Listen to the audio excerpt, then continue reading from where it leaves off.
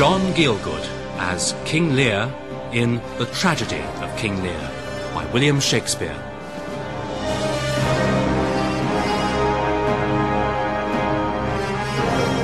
With Eileen Atkins as Regan, Simon Russell Beale as a knight, Kenneth Branagh as Edmund, Richard Briers as the Earl of Gloucester, Bernard Cribbins as the First Messenger, Judi Dench as Goneril, Maurice Denham as the Old Man, Iain Glen as Edgar, Nicholas Grace as the First Gentleman, Peter Hall as the Herald, Bod Hoskins as Oswald, Derek Jacobi as the King of France, Keith Michel as the Earl of Kent, Denis Quilley as the Duke of Burgundy, John Shrapnel as the Duke of Albany, Robert Stevens as the Duke of Cornwall, Emma Thompson as Cordelia, and Michael Williams as the Fool.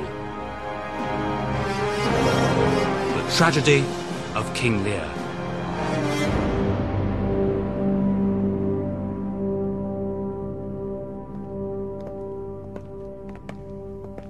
I thought the king had more affected the Duke of Albany than Cornwall. It did always seem so to us, but now, in the division of the kingdom, it appears not which of the dukes he values most. For qualities are so weighed that curiosity in neither can make choice of either's moiety. Is not this your son, my lord? His breeding, sir, hath been at my charge. I have so often blushed to acknowledge him that now I am braced to it. I cannot conceive you. Sir, this young fellow's mother could. Whereupon she grew round-wombed, and had indeed, sir, a son for her cradle, ere she had a husband for her bed. Do you smell a fault? I cannot wish the fault undone, the issue of it being so proper, sir. But I have a son, sir, by order of law, some year older than this, who yet is no dearer in my account. Though this knave came something saucily to the world before he was sent for, yet was his mother fair. There was good sport at his making, and the whoresome must be acknowledged. Do you know this noble gentleman, Edmund? No, my lord. My lord of Kent. Remember him hereafter as my honourable friend. My services to your lordship. I must love you and sue to know you better. Sir, I shall study deserving. He hath been out 9 years, and away he shall again. The king is coming.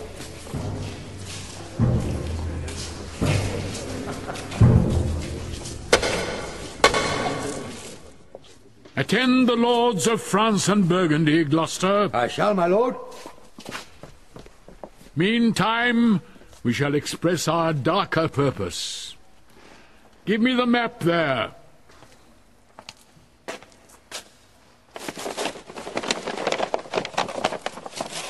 Know that we have divided in 3 our kingdom, and 'tis our fast intent to shake all cares and business from our age, conferring them on younger strengths, while we unburdened crawl towards death. Our son of Cornwall, and you, our no less loving son of Albany, we have this hour a constant will to publish our daughter's several dowers, that future strife may be prevented now.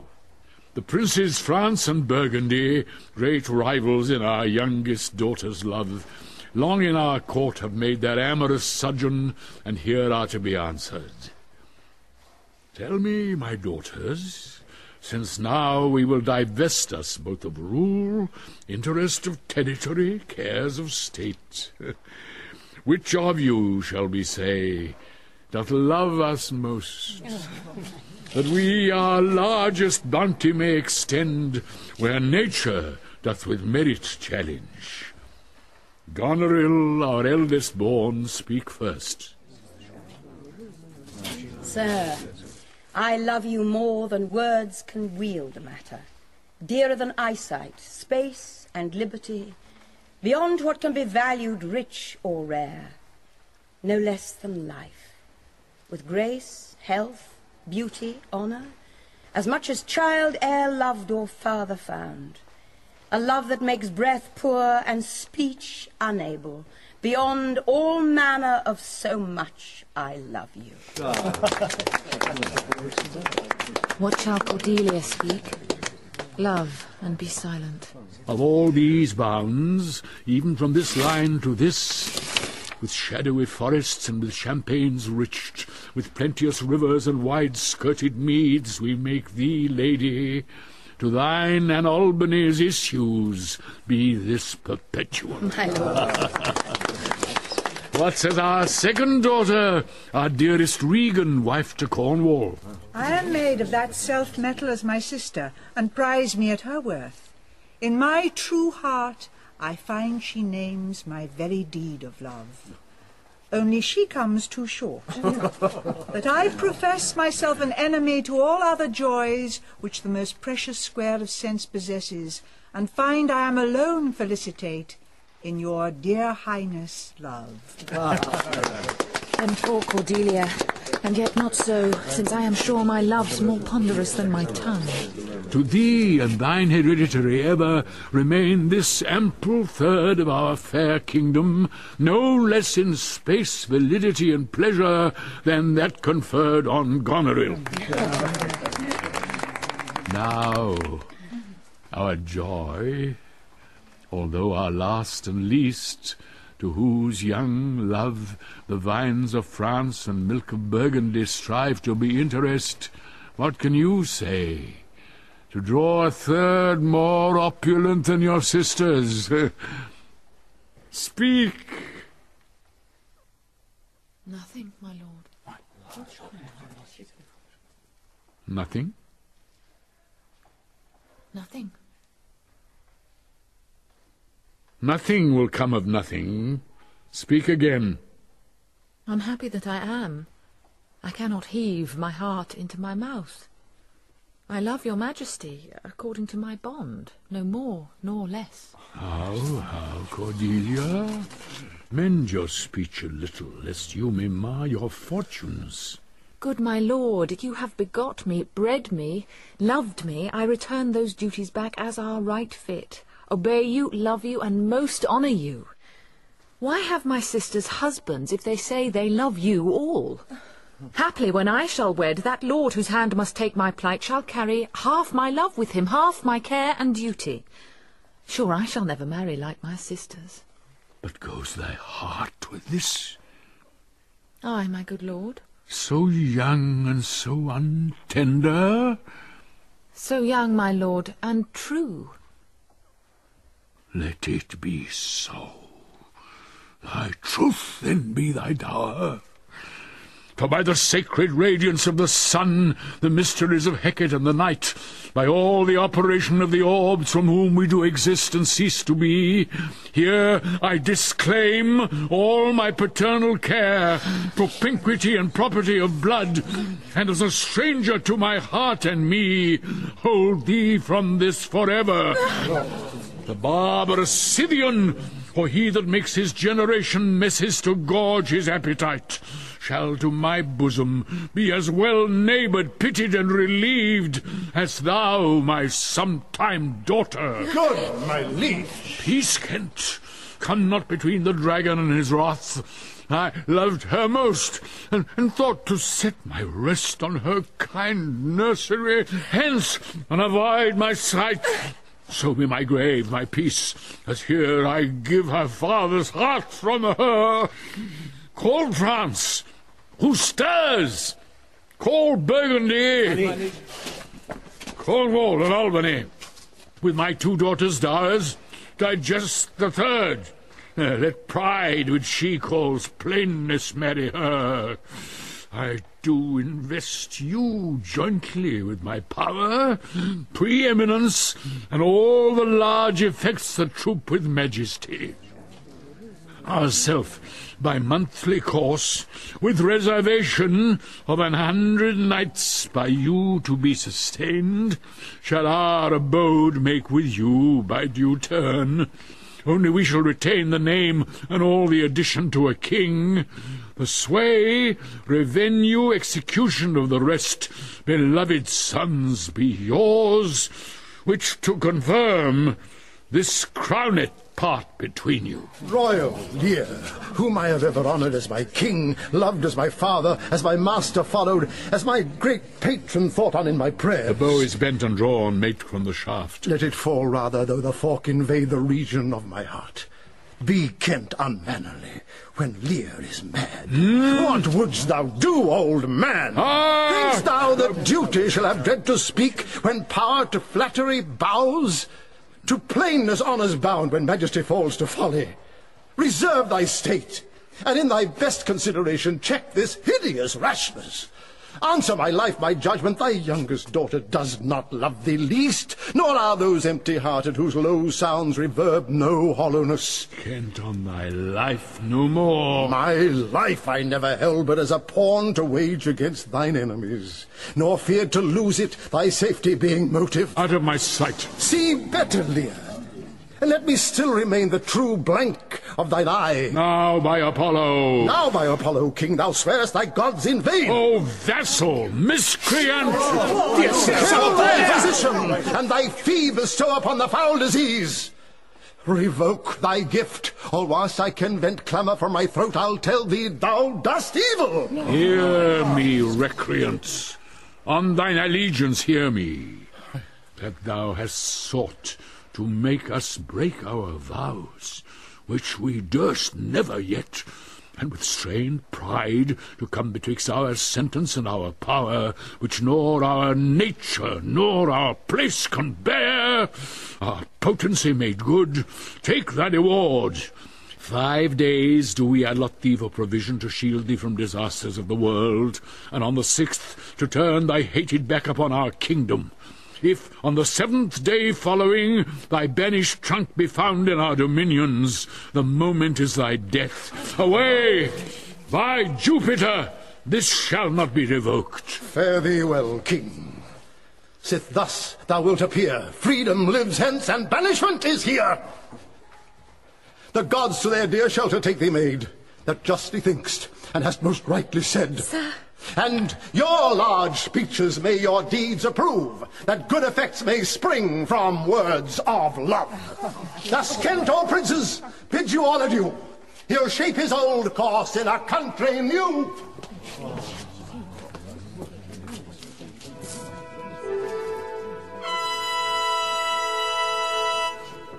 Here's France and Burgundy, my noble lord. My lord of Burgundy, we first address toward you, who with this king hath rivalled for our daughter. What in the least will you require in present dower with her, or cease your quest of love? Most royal majesty, I crave no more than hath your highness offered.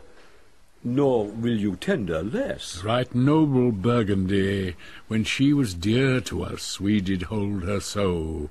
But now her price is fallen. Sir, there she stands. If aught within that little seeming substance, or all of it, with our displeasure pieced, and nothing more may fitly like your grace, she's there, and she is yours. I know no answer. Will you, with those infirmities she owes, unfriended, new adopted to our hate, dowered with our curse, and strangered with our oath, take her or leave her? Pardon me, royal sir, election makes not up in such conditions. Then leave her, sir, for by the power that made me, I tell you all her wealth. For you, great France, I would not from your love make such a stray to match you where I hate. Therefore beseech you to avert your liking a more worthier way than on a wretch whom nature is ashamed almost to acknowledge hers. This is most strange, that she, whom even but now was your best object, the argument of your praise, balm of your age, the best, the dearest, should in this trice of time commit a thing so monstrous, to dismantle so many folds of favour. Sure, her offence must be of such a natural degree that monsters it, or your forevouched affection fall into taint, which to believe of her must be a faith that reason without miracle should never plant in me. I yet beseech your majesty, if for I want that glib and oily art, to speak and purpose not, since what I well intend I'll do it before I speak, that you make known it is no vicious blot, murder or foulness, no unchaste action or dishonoured step that hath deprived me of your grace and favour, but even the want of that, for which I am richer. A still soliciting eye, and such a tongue that I am glad I have not, though not to have it have lost me in your liking. Better thou hadst not been born, than not to have pleased me better. Is it but this? A tardiness in nature, which often leaves the history unspoke that it intends to do. My lord of Burgundy, what say you to the lady? Love's not love when it is mingled with regards that stand aloof from the entire point. Will you have her? She is herself a dowry. Royal Lear, give but that portion which yourself proposed, and here I take Cordelia by the hand, Duchess of Burgundy. Nothing. I have sworn. I am firm. I am sorry, then, you have so lost a father that you must lose a husband. Peace be with Burgundy. Since that respect and fortunes are his love, I shall not be his wife. Fairest Cordelia, thou art most rich, being poor, most choice forsaken, and most loved, despised. Thee and thy virtues here I seize upon. Be it lawful, I take up what's cast away. Gods! Gods! 'Tis strange that from their cold's neglect my love should kindle to inflamed respect. Thy dowerless daughter, king, thrown to my chance, is queen of us, of ours, and our fair France. Not all the dukes of waterish Burgundy can buy this unprized, precious maid of me. Bid them farewell, Cordelia, though unkind. Thou losest here a better where to find. Thou hast her, France. Let her be thine, for we have no such daughter, nor shall ever see that face of hers again. Therefore be gone, without our grace, our love, our benison. Come, noble Burgundy.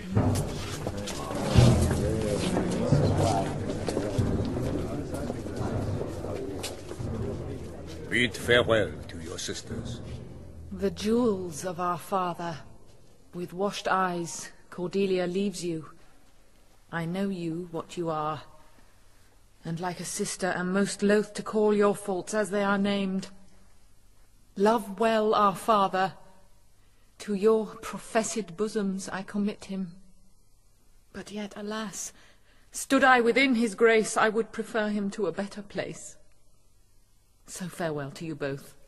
Prescribe not us our duty. Let your study be to content your lord, who hath received you at fortune's arms. You have obedience scanted, and well are worth the want that you have wanted. Time shall unfold what pleated cunning hides. Who covers faults, at last with shame derides. Well may you prosper. Come, my fair Cordelia.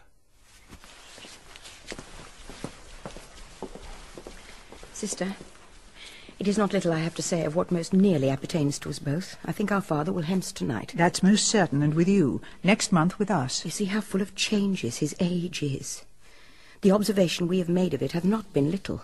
He always loved our sister most, and with what poor judgment he hath now cast her off appears too grossly. 'Tis the infirmity of his age, yet he hath ever but slenderly known himself. The best and soundest of his time hath been but rash. Then must we look from his age to receive not alone the imperfections of long engrafted condition, but therewithal the unruly waywardness that infirm and choleric years bring with them. Such unconstant starts are we like to have from him as this of Kent's banishment. There is further compliment of leave-taking between France and him. Pray you, let us hit together. If our father carry authority with such disposition as he bears, this last surrender of his will but offend us. We shall further think of it. We must do something, and i' the heat.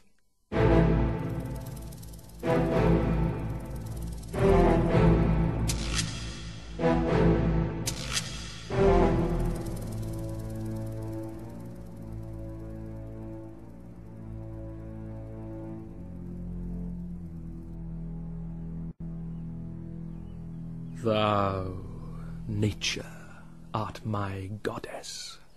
To thy law my services are bound.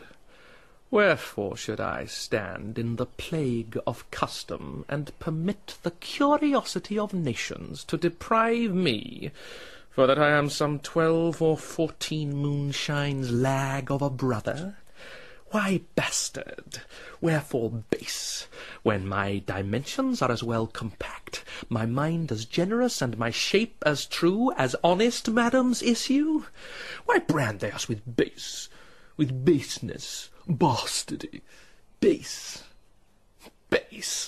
Who, in the lusty stealth of nature, take more composition and fierce quality than doth within a dull, stale, tired bed go to the creating a whole tribe of fops got 'tween asleep and wake? Well then, legitimate Edgar, I must have your land. Our father's love is to the bastard Edmund as to the legitimate. Fine word, legitimate. Well, my legitimate, if this letter speed, and my invention thrive, Edmund the base shall to the legitimate. I grow, I prosper. Now, gods, stand up for bastards. Kent banished thus, and France in choler parted, and the king gone tonight, prescribed his power, confined to exhibition, all this done upon the gad. Edmund, how now? What news? So please your lordship, none. Well, why so earnestly seek you to put up that letter? I know no news, my lord. What paper were you reading? Nothing, my lord. No? What needed then that terrible dispatch of it into your pocket? The quality of nothing hath not such need to hide itself. Let's see. Come, if it be nothing, I shall not need spectacles. I beseech you, sir, pardon me. It is a letter from my brother that I have not all read, and for so much as I have perused, I find it not fit for your o'erlooking. Give me the letter, sir. I shall offend either to detain or give it. The contents, as in part I understand them, are to blame. Let's see, let's see. I hope for my brother's justification he wrote this but as an assay or taste of my virtue. This policy and reverence of age makes the world bitter to the best of our times, keeps our fortunes from us till our oldness cannot relish them. I begin to find an idle and fond bondage in the oppression of aged tyranny, who sways not as it hath power, but as it is suffered. Come to me that of this I may speak more. If our father would sleep till I waked him, you should enjoy half his revenue for ever, and live the beloved of your brother Edgar. Conspiracy. Sleep till I wake him, you should enjoy half his revenue.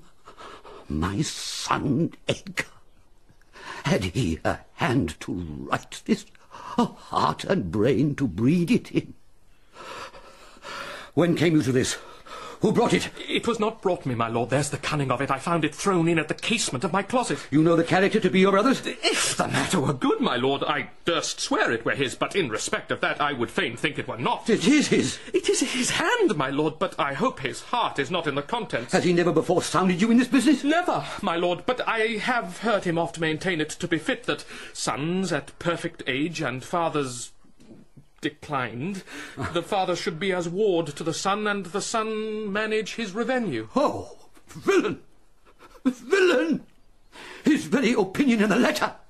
Abhorred villain! Unnatural, detested, brutish villain, worse than brutish!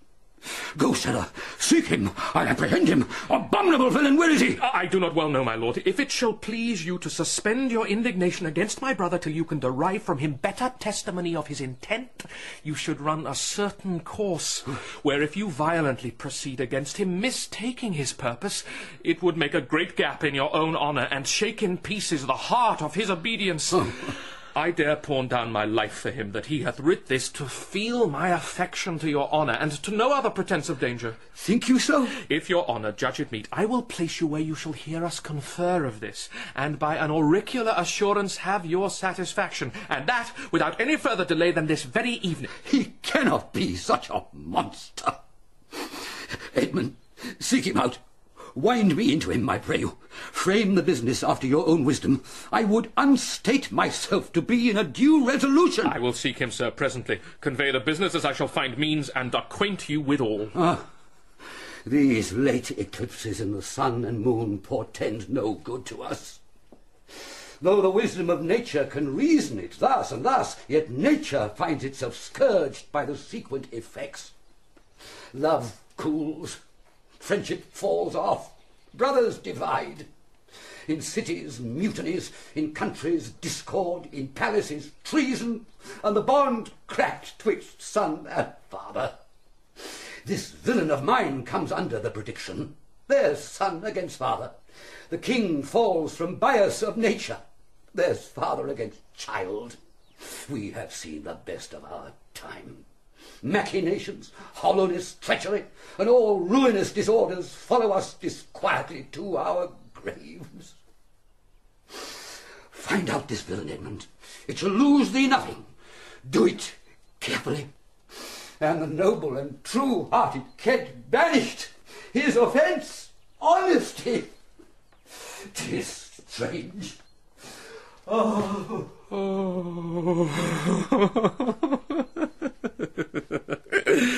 This is the excellent foppery of the world, that when we are sick in fortune, often the surfeits of our own behaviour, we make guilty of our disasters the sun, the moon, and stars, as if we were villains on necessity, fools by heavenly compulsion, knaves, thieves, and treachers by spherical predominance, drunkards, liars, and adulterers by an enforced obedience of planetary influence, and all that we are evil in by a divine thrusting on.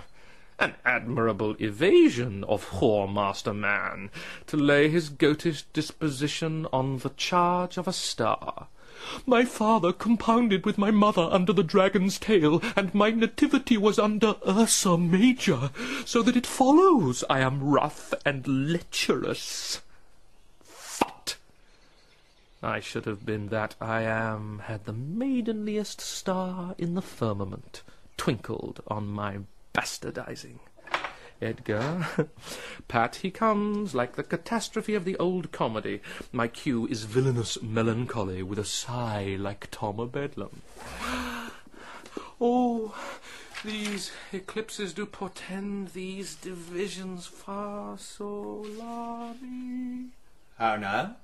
Brother Edmund, what serious contemplation are you in? I am thinking, brother, of a prediction I read this other day, what should follow these eclipses. Do you busy yourself with that? No, I promise you the effects he writes of succeed unhappily. When saw you my father last? The night gone by. Spake you with him? Aye, 2 hours together.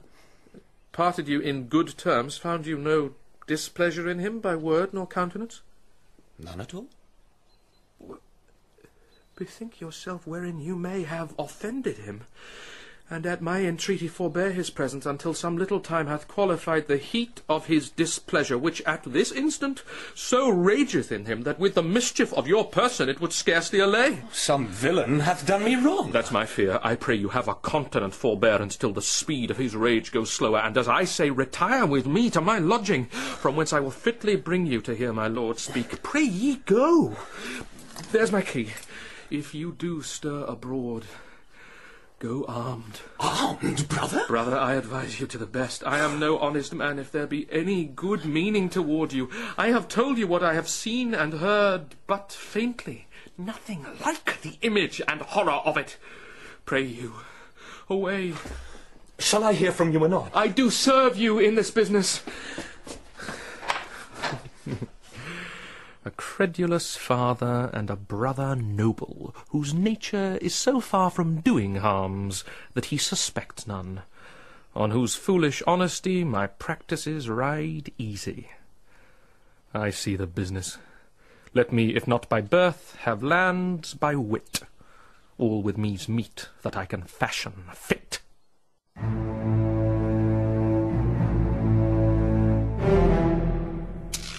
Oswald? Madam? Did my father strike my gentleman for chiding of his fool? Aye, madam. By day and night he wrongs me. Every hour he flashes into one gross crime or other that sets us all at odds. I'll not endure it. His nights grow riotous, and himself upbraids us on every trifle. When he returns from hunting, I will not speak with him. Say I am sick. If you come slack of former services, you shall do well. The fault of it I'll answer. He's coming, madam, I hear him. Put on what weary negligence you please, you and your fellows. I'd have it come to question. If he distaste it, let him to my sister, whose mind and mine I know in that a one. Remember what I've said. Well, madam. And let his knights have colder looks among you. What grows of it, no matter. Advise your fellows so. I'll ride straight to my sister to hold my course. Prepare for dinner. Madam, I shall.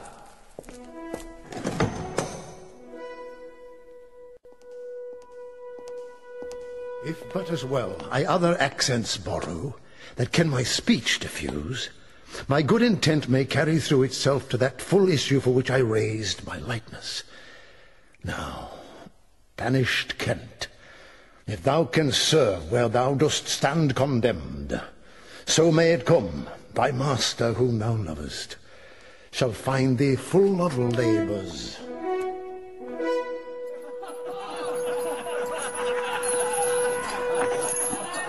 Let me not stay a jot for dinner. Go get it ready. My liege. How now, what art thou? A man, sir. What dost thou profess? What wouldst thou with us? I do profess to be no less than I seem. To serve him truly that will put me in trust, to love him that is honest, to converse with him that is wise and says little, to fear judgment, to fight when I cannot choose, and to eat no fish. What art thou? A very honest-hearted fellow, and as poor as the king. If thou beest as poor for a subject as he is for a king, thou art poor enough. What wouldst thou? Service. Who wouldst thou serve? You. Dost thou know me, fellow? No, sir, but you have that in your countenance which I would fain call master. What's that? Authority. What services canst thou do? I can keep honest counsel, ride, run, mar a curious tale in telling it, and deliver a plain message bluntly. That which ordinary men are fit for, I am qualified in, and the best of me is diligence. How old art thou? Oh, not so young, sir, to love a woman for singing, nor so old to dote on her for anything. I have years on my back, 48. Follow me, thou shalt serve me. If I like thee no worse after dinner, I'll not part from thee yet. Dinner, ho, dinner! Where's my knave, my fool? Go some of you and call my fool hither. I will, my liege. You, sirrah, where's my daughter? So please you. What says the fellow there? Call the clotpoll back. My lord. Where's my fool? Oh, I think the world's asleep. How now? Where's that mongrel? He says, my lord, your daughter is not well. Why came not the slave back to me when I called him? Sir, he answered me in the roundest manner he would not. He would not? My lord, I know not what the matter is, but to my judgment your highness is not entertained with that ceremonious affection as you were wont. There's a great abatement of kindness appears as well in the general dependence as in the duke himself also, and your daughter. Ah, sayest thou so? I beseech you pardon me, my lord, if I be mistaken, for my duty cannot be silent when I think your highness wronged. Thou but rememberest me of mine own conception. I have perceived a most faint neglect of late, which I've rather blamed as mine own jealous curiosity than as a very pretence and purpose of unkindness. I will look further into it. But where's my fool? I've not seen him these 2 days. Since my young lady's going into France, sir, the fool hath much pined away. No more of that. I have noted it well. Go you and tell my daughter I would speak with her. My liege. Go you, call hither my fool. Oh, you, Sir Steward, you, come you hither, sir. Who am I, sir? My lady's father. My lady's father? My lord's knave, you horse and dog, you slave, you cur. I am none of these, my lord, I beseech your pardon. Do you bandy looks with me, you rascal? No! I will not be struck, my lord. Nor trip neither, you beast football player. Thank thee, fellow. Thou servest me, and I love thee. Come, sir, arise. Away, I'll teach you. Hey! Princess, away, away. If you will measure your lubber's length again, tarry, but away, go, too. Have your wisdom, so. Now, my friendly knave, I thank thee. There's earnest of thy service. My liege. Let me eye him too. Here's my coxcomb. How now, my pretty knave? How dost thou? Sirrah, you were best take my coxcomb. Why, my boy? Why, for taking one's part that's out of favour. Nay, and thou canst not smile as the wind sits. Thou'll catch cold shortly. There, take my coxcomb. Why, this fellow was banished 2 one's daughters, and did the 3rd a blessing against his will. If thou follow him, thou must needs wear my coxcomb. And now, nuncle, would I have 2 coxcombs and 2 daughters? Why, my boy? If I gave them all my living, I'd keep my coxcombs myself. There's mine. Beg another off thy daughters. Take heed, sirrah, the whip. Oh, truth's a dog, must a kennel. He must be whipped out when the Lady Brack may stand by the fire and stink. A pestilent gall to me. Sirrah, I'll teach thee a speech. Do? Mark it, nuncle.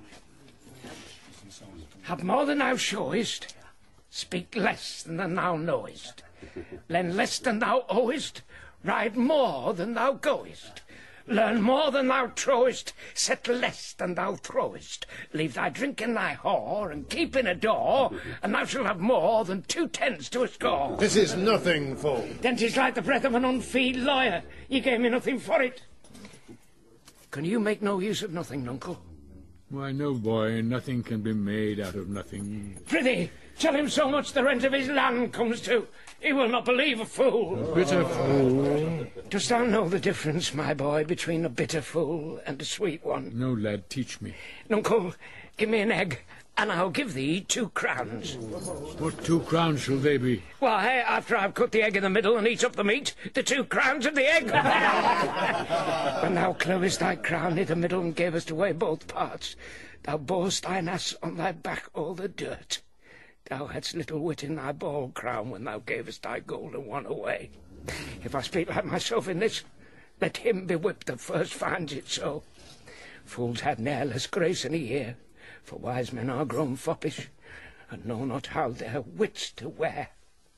Their manners are so apish. When were you wont to be so full of songs, sirrah? I have used it, uncle, ere since thou madest thy daughters thy mothers.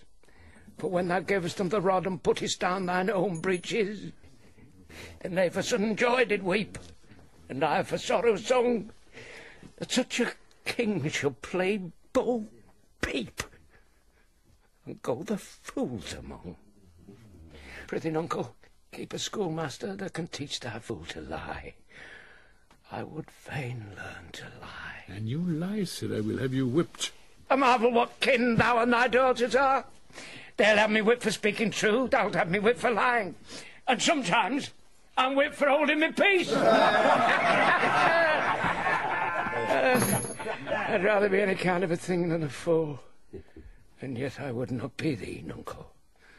Thou hast pared thy wit o' both sides, and left nothing in the middle. Here comes one of the pairings. How now, Goneril? What makes their frontlet on? You're too much of late i' the frown. Sir. Thou wast a pretty fellow when thou hadst no need to care for her frowning. Now thou art an O without a figure. I am better than thou art now. I am a fool. Thou art nothing. Yes, forsooth, madam, I will hold my tongue. So your face bids me, though you say nothing. Mum, mum, he that keeps nor crust nor crumb, weary of all shall want some. That's a shelled peascod. Not only, sir, this your all-licensed fool, but other of your insolent retinue do hourly carp and quarrel, breaking forth in rank and not to be endured riots. Sir, I had thought by making this well known unto you to have found a safe redress, but now grow fearful, by what yourself too late have spoken done, that you protect this course and put it on by your allowance, which if you should, the fault would not scape censure, nor the redresses sleep, which, in the tender of a wholesome weal, might in their working do you that offence, which else were shame, that then necessity will call discreet proceeding. For you know, nuncle, the hedge sparrow fed the cuckoo so long that it had its head bit off by it young. So out went the candle, and we were left darkling. Are you our daughter? I would you would make use of your good wisdom, whereof I know you are fraught, and put away these dispositions which of late transport you from what you rightly are. May not an ass know when the cart draws the horse? Oh, whoop, jug, I love thee. Does any here know me? This is not Lear. Doth Lear walk thus, speak thus? Where are his eyes? Either his notion weakens, his discernings are lethargid. Waking. 'Tis not so. Who is it that can tell me who I am? Lear's shadow. Your name, fair gentlewoman? This admiration, sir, is much of the savour of other your new pranks. I do beseech you to understand my purposes aright. As you are old and reverend, should be wise. Here do you keep 100 knights and squires, men so disordered, so debauched and bold, that this our court, infected with their manners, shows like a riotous inn. Epicurism and lust makes it more like a tavern or a brothel than a graced palace. The shame itself doth speak for instant remedy. Be then desired by her that else will take the thing she begs, a little to disquantity your train, and the remainders that shall still depend to be such men as may besort your age, which know themselves and you. Darkness and devils! Saddle my horses, call my train together. Degenerate bastard, I'll not trouble thee. Yet have I left a daughter. You strike my people, and your disordered rabble make servants of their betters. Woe that too late repents. Albany, is it your will? Speak, sir. My lord. Prepare my horses. I will, my liege. Ingratitude, thou marble-hearted fiend, more hideous when thou show'st thee in a child than the sea monster. Pray, sir, be patient. Detested kite, thou liest. My train are men of choice and rarest parts, that all particulars of duty know, and in the most exact regard support the worships of their name. Oh, most small fault, how ugly didst thou in Cordelia show, which like an engine wrenched my frame of nature from the fixed place, drew from my heart all love, and added to the gall.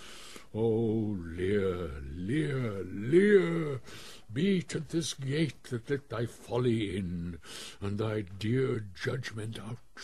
Go, go, my people! My lord, I am guiltless as I am ignorant of what hath moved you. It may be so, my lord. Hear, nature, hear. Dear goddess, hear. Suspend thy purpose, if thou didst intend to make this creature fruitful. Into her womb convey sterility. Dry up in her the organs of increase, and from her derogate body never spring a babe to honour her. If she must teem, create her child of spleen, that it may live and be a thwart disnatured torment to her. Let it stamp wrinkles in her brow of youth, with cadent tears fret channels in her cheeks, turn all her mother's pains and benefits to laughter and contempt, that she may feel how sharper than a serpent's tooth it is to have a thankless child. Away, away! Now, gods that we adore, whereof comes this? Never afflict yourself to know more of it, but let his disposition have that scope as dotage gives it. What? 50 of my followers at a clap within a fortnight? What's the matter, sir? I'll tell thee, Goneril, life and death. I am ashamed that thou hast power to shake my manhood thus, that these hot tears which break from me perforce should make thee worth them. Blasts and fogs upon thee. The untented woundings of a father's curse pierce every sense about thee.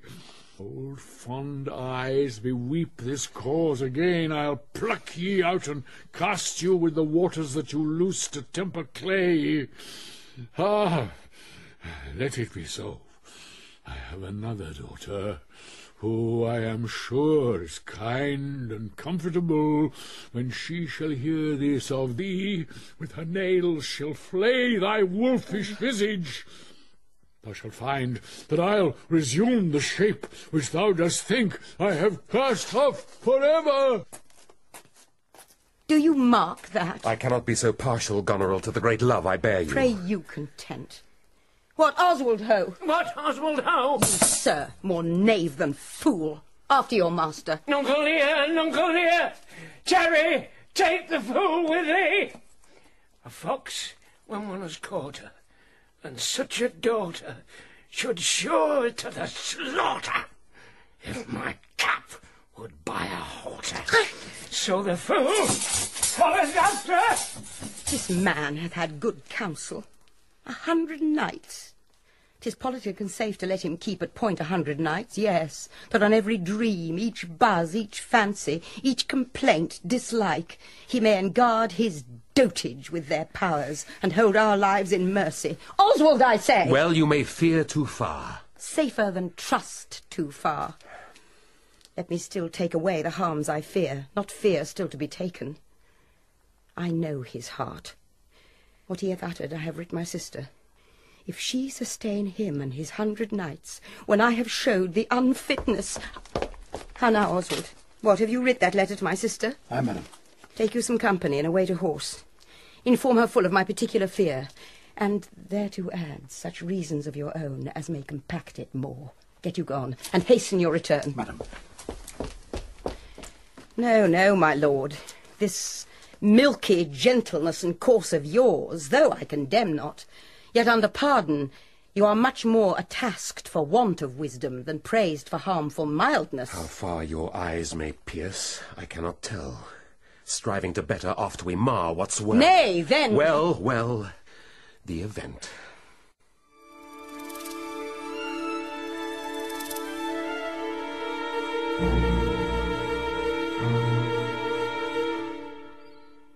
Go you before with these letters. I will lead you. Acquaint my daughter no further with anything you know than comes from her demand out of the letter. If your diligence be not speedy, I shall be there afore you. I will not sleep, my lord, till I have delivered your letter.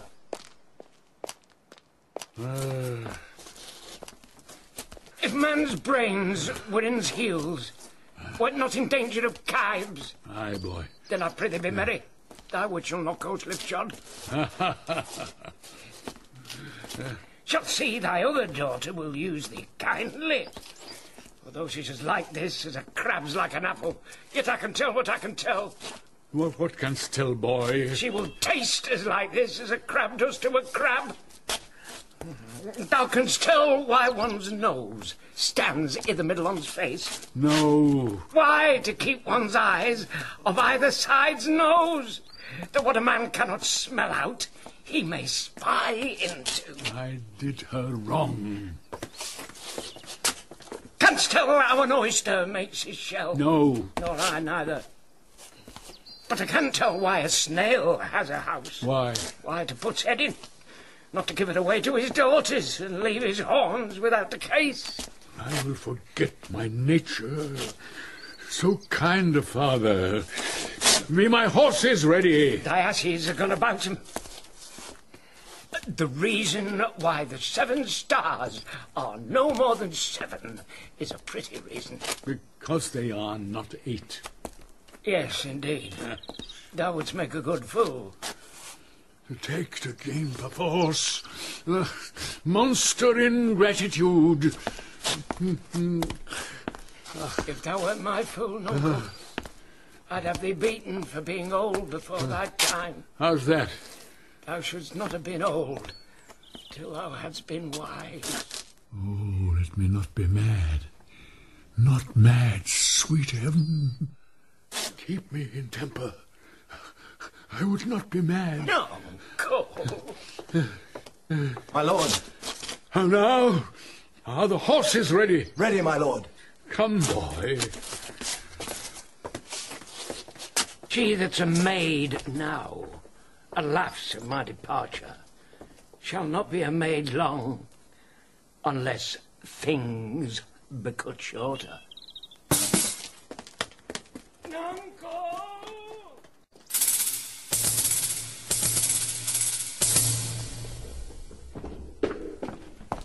Save thee, Curran.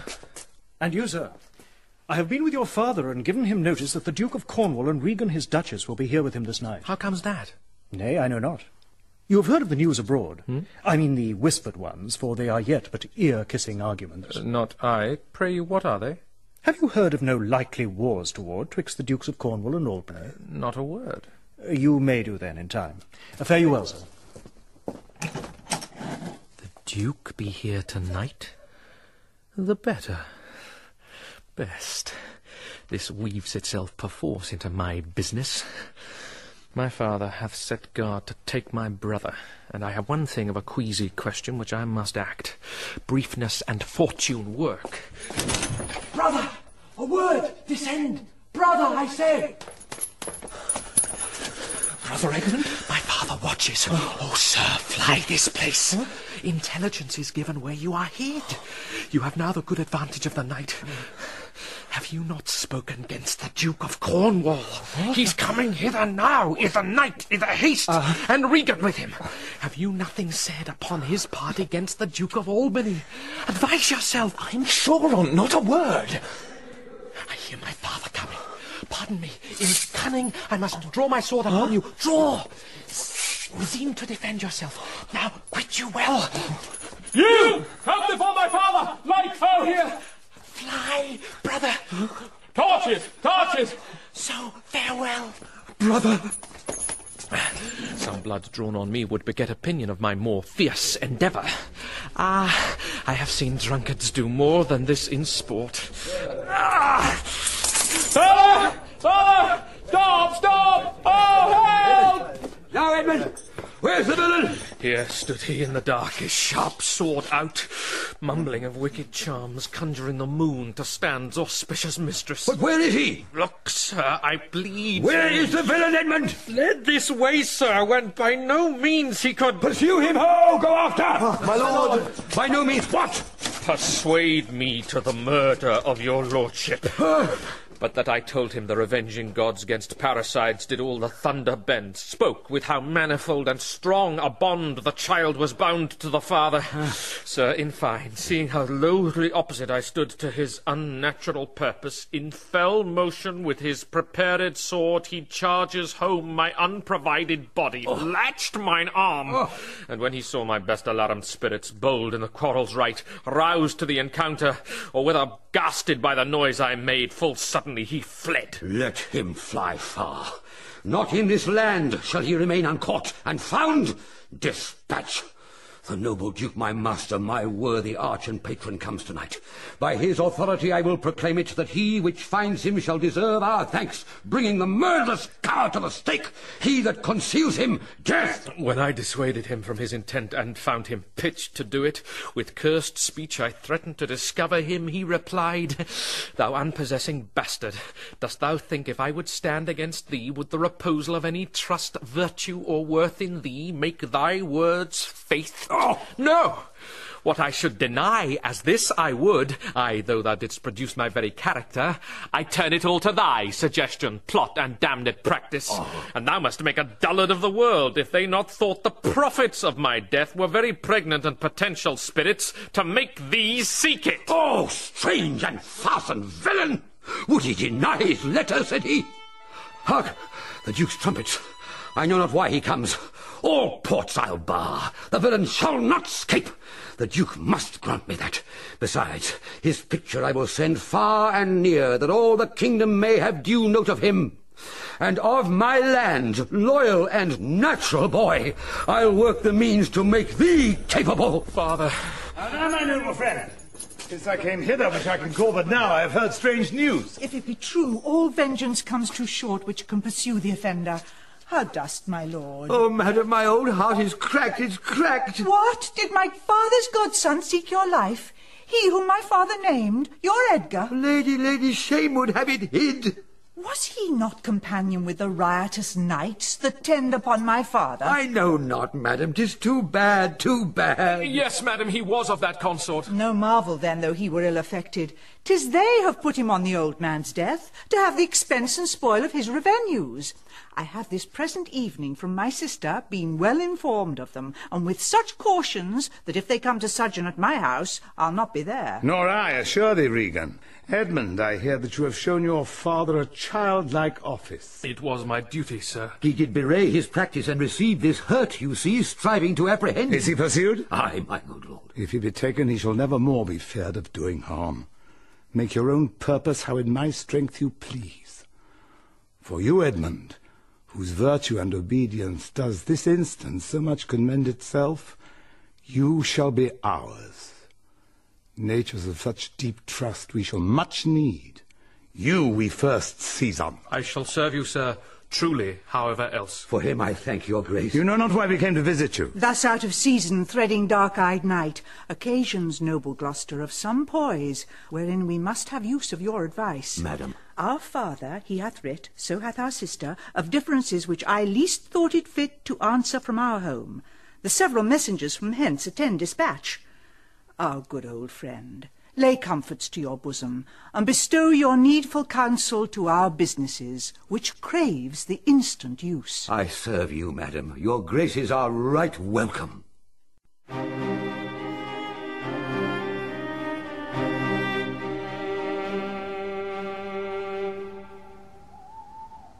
Good dawning to thee, friend. Art of this house? Aye. Where may we set our horses? I' the mire. Prithee, that thou lovest me, tell me. I love thee not. Why then? I care not for thee. If I had thee in Lipsbury pinfall, I would make thee care for me. Why dost thou use me thus? I know thee not. Fellow, I know thee. What dost thou know me for? A knave, a rascal, an eater of broken meats, a base, proud, shallow, beggarly, three-suited, 100-pound, filthy worsted-stocking knave, a lily-livered, action-taking, horse and glass-gazing, superserviceable, finical rogue, one trunk-inheriting slave, one that wouldst be a bawd in the way of good service, and art nothing but the composition of a knave, beggar, coward, pander, and the son and heir of a mongrel bitch, one whom I will beat into clamorous whining if thou deniest the least syllable of thy addition. Why, what a monstrous fellow art thou, thus to rail on one that is neither known of thee nor knows thee. What a brazen-faced varlet art thou to deny thou knowest me. Is it 2 days since I tripped up thy heels and beat thee before the king? What? Draw, you rogue. For though it be night, yet the moon shines. I'll make a sup of the moonshine of you, you horse and cullionly barber-monger. Draw! Away! I'll have nothing to do with this. Draw, you rascal! You come with letters against the king, and take Vanity the puppet's part against the royalty of her father. Draw, you rogue! Or I'll so carbonado your shanks. Draw, you rascal! Come your ways! Ow! Murder! Strike, you slave! Stand, rogue! Stand, you neat slave! Strike! Murder! Oh, no! What's the matter? Will you, goodman boy, if you please come, I'll flesh ye. Come on, young master. Weapons, arms, what's the matter here? Keep peace upon your lives. He dies that strikes again. What's the matter? The messengers from our sister and the king. What is your difference? Speak! I'm scarce in breath, my lord. No marvel you've so bestirred your valour. You cowardly rascal. Nature disclaims in thee, a tailor made thee. Thou art a strange fellow. A tailor make a man? A tailor, sir. A stone-cutter or a painter could not have made him so ill, though they had been but 2 years of the trade. Speak yet! How grew your quarrel? This ancient ruffian, sir, whose life I have spared at suit of his grey beard. Thou whoreson Zed, thou unnecessary letter. My lord, if you'll give me leave, I will tread this unbolted villain into mortar and daub the wall of a Jake's with him. Spare my grey beard, you wag! Peace, sir! You beastly knave, know you no reverence? Yes, sir, but anger hath a privilege. Why art thou angry? That such a slave as this should wear a sword who wears no honesty. Such smiling rogues as these, like rats, oft bite the holy cords a twain, which are too entranced to unloose, smooth every passion that in the natures of their lords rebel, being oil to fire, snow to the colder moods, renege, affirm, and turn their halcyon beaks with every gall and vary of their masters, knowing naught like dogs, but following. Ha! Plague upon your epileptic visage! Smile you my speeches as I were a fool? Goose! And I had you upon Sarum Plain, I'd drive ye cackling home to Camelot. What, art thou mad, old fellow? How fell you out? Say that. No contraries hold more antipathy than I, and such a knave. Why dost thou call him knave? What is his fault? His countenance likes me not. No more perchance does mine, nor his, nor hers. Sir, 'tis my occupation to be plain. I have seen better faces in my time than stands on any shoulder that I see before me at this instant. This is some fellow who, having been praised for bluntness, doth affect a saucy roughness, and constrains the garb quite from his nature. He cannot flatter, he. An honest mind, and plain he must speak truth, and they will take it so. If not, he's plain.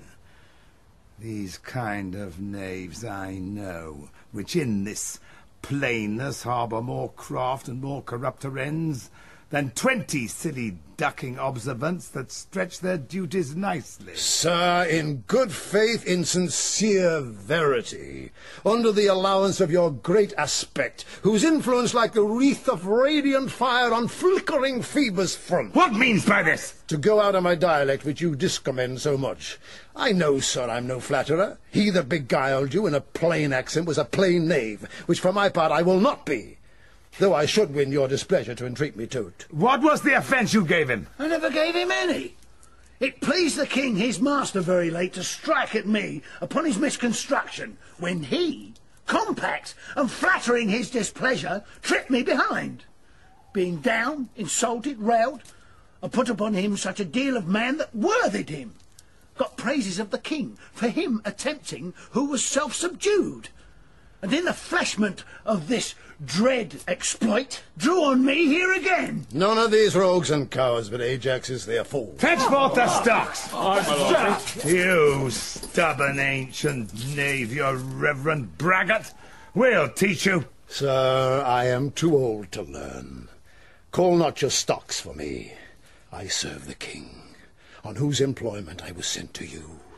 You shall do small respect show too bold malice against the grace and person of my master, stalking his messenger. Fetch forth the stocks! As I have life and honour, there shall he sit till noon. Till noon?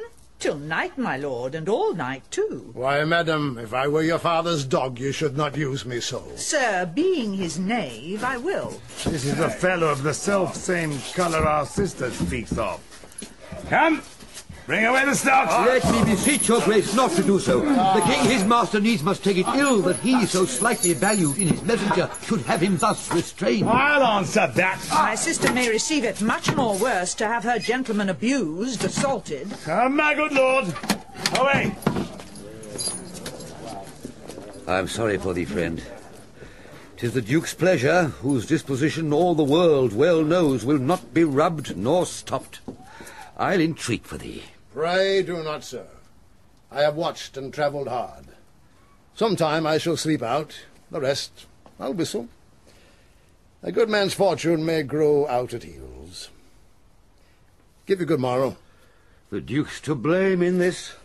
'Twill be ill taken. Good king, that must approve the common say. Thou out of heaven's benediction comest to the warm sun. Approach, thou beacon, to this underglobe, that by thy comfortable beams I may peruse this letter. Nothing almost sees miracles but misery.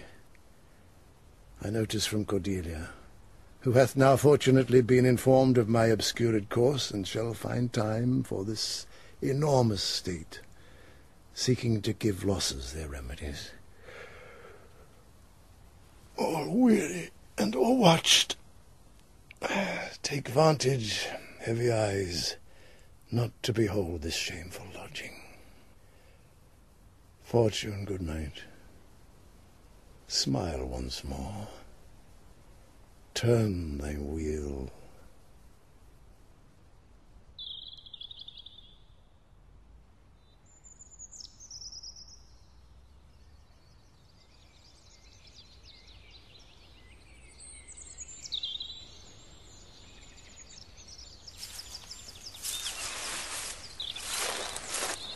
I heard myself proclaimed, and by the happy hollow of a tree escaped the hunt. No port is free, no place that guard and most unusual vigilance does not attend my taking. Whilst I may escape, I will preserve myself, and am bethought to take the basest and most poorest shape that ever penury in contempt of man brought near to beast. My face I'll grime with filth, blanket my loins, elf all my hairs in knots, and with presented nakedness outface the winds and persecutions of the sky. The country gives me proof and precedent of Bedlam beggars, who, with roaring voices, strike in their numbed and mortified arms pins, wooden pricks, nails, sprigs of rosemary, and with this horrible object from low farms, poor pelting villages, sheepcotes and mills, sometime with lunatic bans, sometime with prayers, enforce their charity. Poor Turligod! Poor Tom! Well, that's something yet. Edgar, I nothing am.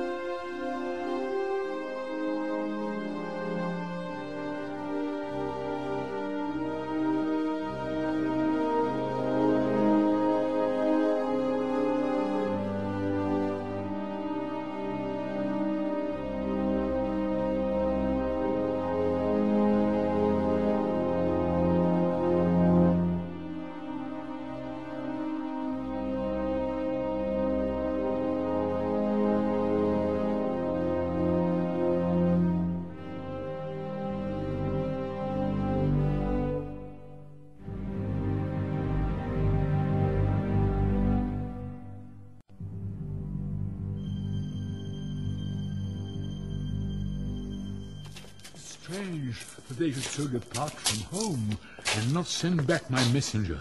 As I learned, the night before there was no purpose in them of this remove. Hail to thee, noble master. Ah? Makest thou this shame thy pastime? No, my lord. He wears cruel garters. Horses are tied by the heads, dogs and bears by the neck, monkeys by the loins, and men by the legs. When a man's over lusty at legs, then he wears wooden nether stocks.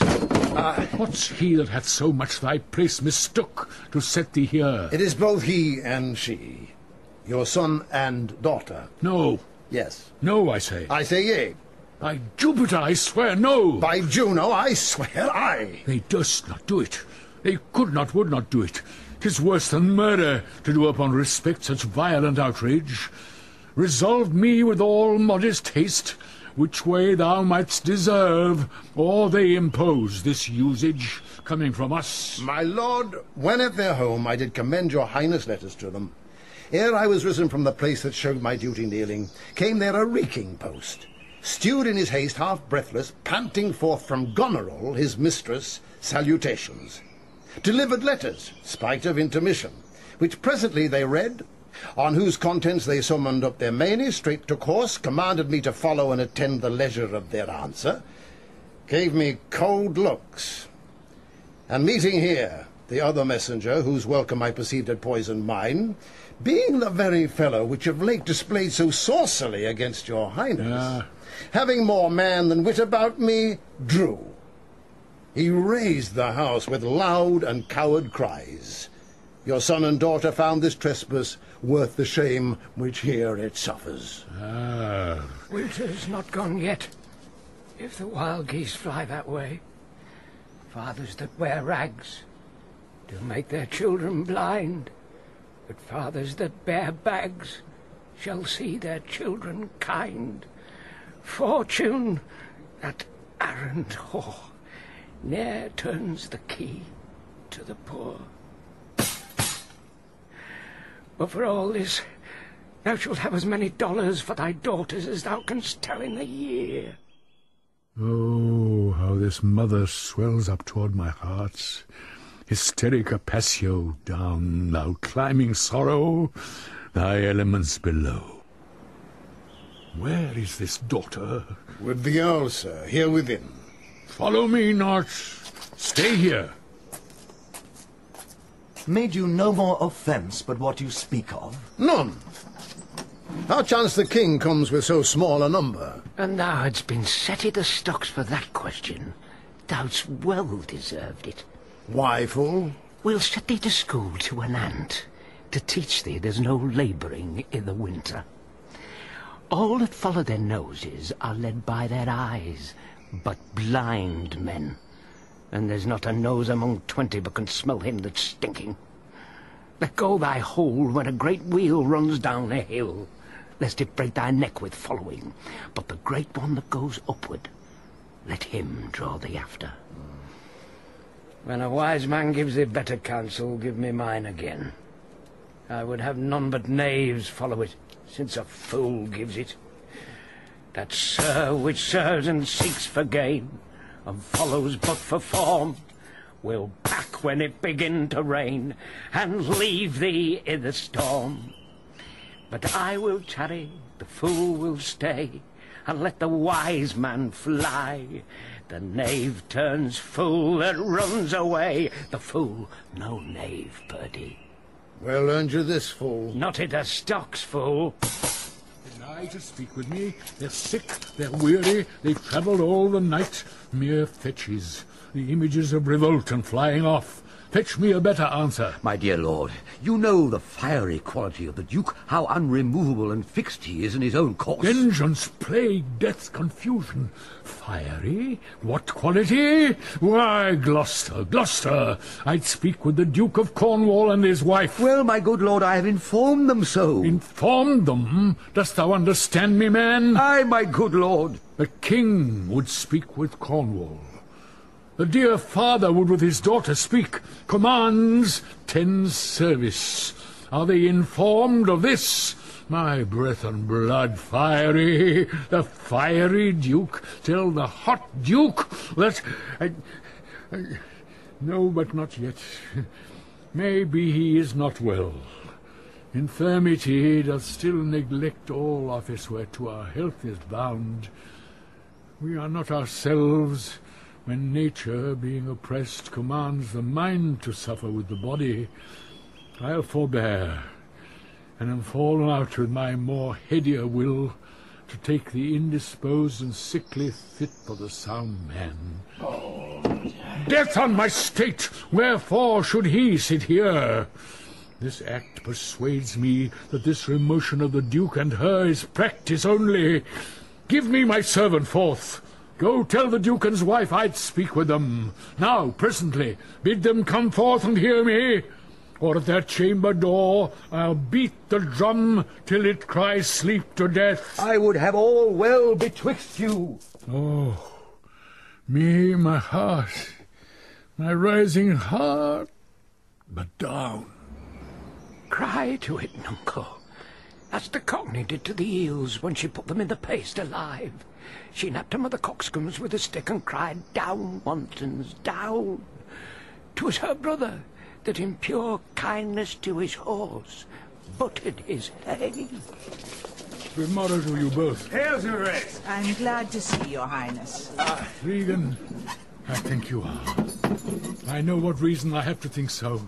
If thou shouldst not be glad, I would divorce me from thy mother's tomb, sepulchring an adulteress. Oh, are you free? Aye, my lord. Yeah, come on the time for that. My lord. Beloved Regan, thy sister's naught. Oh, Regan, she hath tied sharp-toothed unkindness like a vulture here. I can scarce speak to thee. Thou'lt not believe with how depraved a quality. Oh, Regan. I pray you, sir, take patience. I have hope you less know how to value her desert than she to scant her duty. Say, how is that? I cannot think my sister in the least would fail her obligation. If, sir, perchance she have restrained the riots of your followers, 'tis on such ground and to such wholesome end as clears her from all blame. My curse is on her. Oh, sir, you are old. Nature in you stands on the very verge of his confine. You should be ruled and led by some discretion that discerns your state better than you yourself. Therefore I pray you, that to our sister you do make return. Say you have wronged her. Ask her forgiveness. Do you but mark how this becomes the house? Dear daughter, I confess that I am old. Age is unnecessary. On my knees I beg that you will vouchsafe me raiment, bed, and food. Good sir, no more. These are unsightly tricks. Return you to my sister. Never, Regan.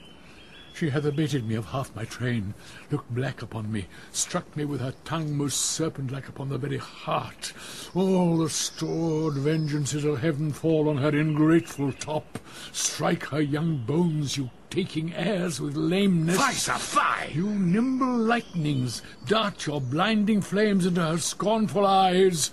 Infect her beauty, you fen-sucked fogs, drawn by the powerful sun, to fall and blister. Oh, the blessed gods! So will you wish on me when the rash mood is on? No, Regan, thou shalt never have my curse. Thy tender-hearted nature shall not give thee o'er to harshness. Her eyes are fierce, but thine do comfort and not burn.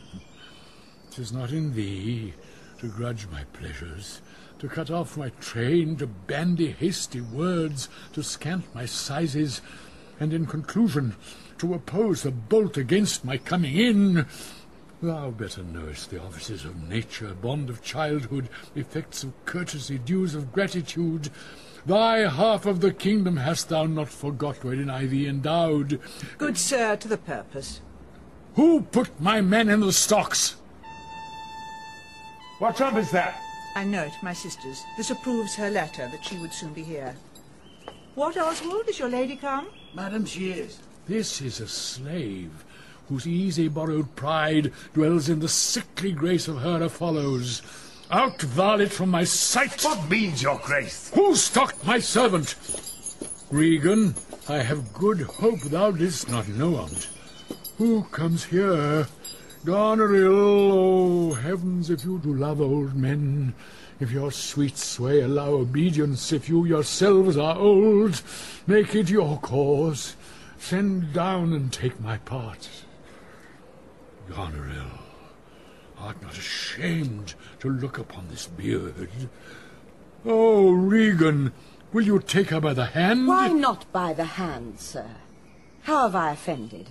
All's not offence that indiscretion finds and dotage terms so. Oh, sides, you are too tough. Will you yet hold? How came my man in the stocks? I set him there, sir. But his own disorders deserve much less advancement. You? Did you? I pray you, father, being weak, seem so. If till the expiration of your month you will return and sojourn with my sister, dismissing half your train, come then to me. I am now from home, and out of that provision which shall be needful for your entertainment. Return to her, and 50 men dismissed? No. Rather I abjure all roofs, and choose to wage against the enmity of the air, to be a comrade to the wolf and owl, necessity's sharp pinch. Return with her? Why, the hot-blooded France, the dowerless, took our youngest born. I could as well be brought to knee his throne, and squire-like pension beg to keep base life afoot. Return with her? Persuade me rather to be slave and sumpter to this detested groom. At your choice, sir. I pray thee, daughter, do not make me mad. Uncle. I will not trouble thee, my child. Farewell. We'll no more meet, no more see one another. But yet, thou art my flesh, my blood, my daughter. Or rather a disease that's in my flesh, which I must needs call mine. Thou art a boil, a plague sore, or embossed carbuncle in my corrupted blood. But I'll not chide thee. Let shame come when it will, I do not call it. I do not bid the thunder-bearer shoot, nor tell tales of thee to high-judging Jove. Mend when thou canst, be better at thy leisure. I can be patient. I can stay with Regan, I and my 100 knights. Not altogether so. I look not for you yet, nor am provided for your fit welcome. Give ear, sir, to my sister. What? For those that mingle reason with your passion must be content to think you old, and so... But she knows what she does. Is this well spoken? I dare avouch it, sir. What? 50 followers? Is it not well? What should you need of more? Yea, of so many, since that both charge and danger speak against so great a number. How in one house should many people under 2 commands hold amity? 'Tis hard, almost impossible. Why might not you, my lord, receive attendance from those that she calls servants, or from mine? Why not, my lord? If then they chance to slack ye, we could control them. If you will come to me, for now I spy a danger, I entreat you to bring but 25. To no more will I give place or notice. I gave you all. And in good time you gave it. Made you my guardians, my depositaries, but kept a reservation to be followed with such a number. What must I come to you with 25?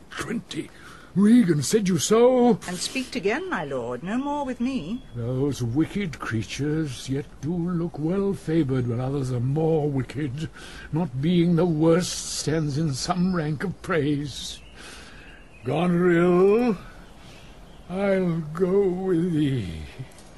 Thy 50 yet doth double 25, and thou art twice her love. Hear me, my lord. What need you 25? 10? Or 5? To follow in a house where twice so many have a command to tend you? What need one? Oh, reason not the need. Our basest beggars are in the poorest thing superfluous. Allow not nature more than nature needs. Man's life is cheap as beasts. Thou art a lady, if only to go warm were gorgeous. Why nature needs not what thou gorgeous wear'st, which scarcely keeps thee warm, but for true need. You heavens, give me that patience, patience I need. You see me here, you gods, a poor old man as full of grief as age, wretched in both. If it be you that stirs these daughters' hearts against their father, fool me not so much to bear it tamely. Touch me with noble anger, and let not women's weapons water drops stain my man's cheeks. No, you unnatural hags! I will have such revenges on you both, that all the world shall... I will do such things. What they are yet I know not, but they shall be the terrors of the earth. You think I'll weep? No, I'll not weep. I have full cause of weeping. But this heart shall break into 100,000 flaws, or ere I'll weep. O fool! I shall go mad.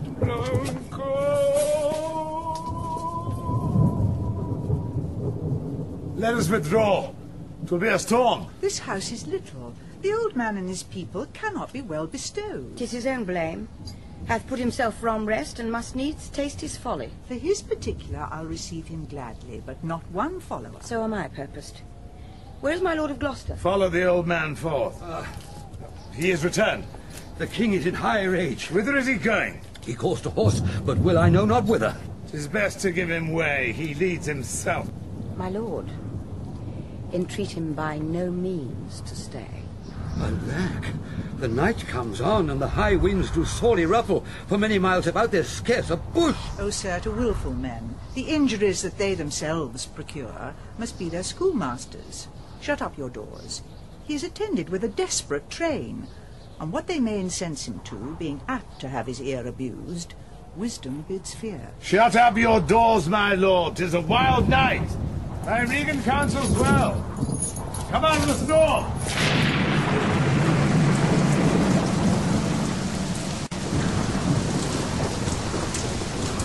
Who's there beside foul weather? One minded like the weather, most unquietly. I know you for a follower of the king. Where is he, friend? Contending with the fretful elements, bids the wind blow the earth into the sea, or swell the curled waters above the main, that things might change or cease. But who is with him? None but the fool, who labours to outjest his heart-struck injuries. Sir, I do know you, and dare upon the warrant of my note commend a dear thing to you. There is division, although as yet the face of it is covered with mutual cunning, twixt Albany and Cornwall, who have, as who have not, that their great stars throned and set high, servants who seem no less, which are to France the spies and speculations intelligent of our state. What hath been seen, either in snooks and packings of the dukes, or the hard reign which both of them hath borne against the old kind king, or something deeper, whereof perchance these are but furnishing. I will talk further with you. No, do not. For confirmation that I am much more than my outwall, open this purse and take what it contains. If you shall see Cordelia, as fear not, but you shall, show her this ring, and she will tell you who that fellow is that yet you do not know. Fly on this storm. I will go seek the king. Give me your hand. Have you no more to say? Few words, but to effect more than all yet. That when we have found the king, in which your pain that way, I'll this. He that first lights on him, holla the other.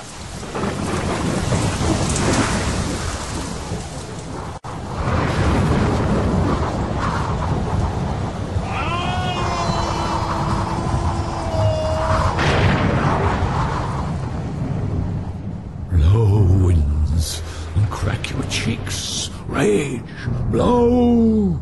You cataracts and hurricanos, spout till you have drenched our steeples, drowned the cocks. You sulphurous and thought-executing fires, vaunt couriers of oak-cleaving thunderbolts, singe my white head.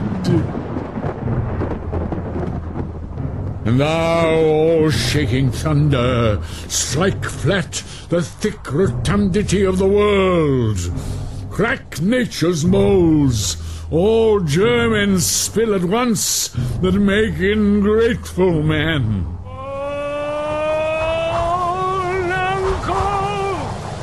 Caught holy water in a dry house is better than this rainwater out your door. Good nuncle, in! Ask thy daughter's blessing. Here's a night pities neither wise men nor fools. Rumble thy belly full, spit fire, spout rain. Nor rain, wind, thunder, fire are my daughters. I tax not you, you elements, with unkindness. I never gave you kingdom, called you children. You owe me no subscription. Then let fall your horrible pleasure. Here I stand, your slave, a poor, infirm, weak, and despised old man. But yet I call you servile ministers that will with two pernicious daughters join your high-engendered battles gainst a head so old and white as this. Oh, 'tis foul! He that hath a house to put head in has a good headpiece. The codpiece that will hound before the head has any, the head and he shall loud. So beggars marry many. The man that makes his Joe what he his heart should make shall of the corn cry woe and turn his sleep to wake. For there was never yet fair woman, but she made mouths in a glass. Who's there? Holla!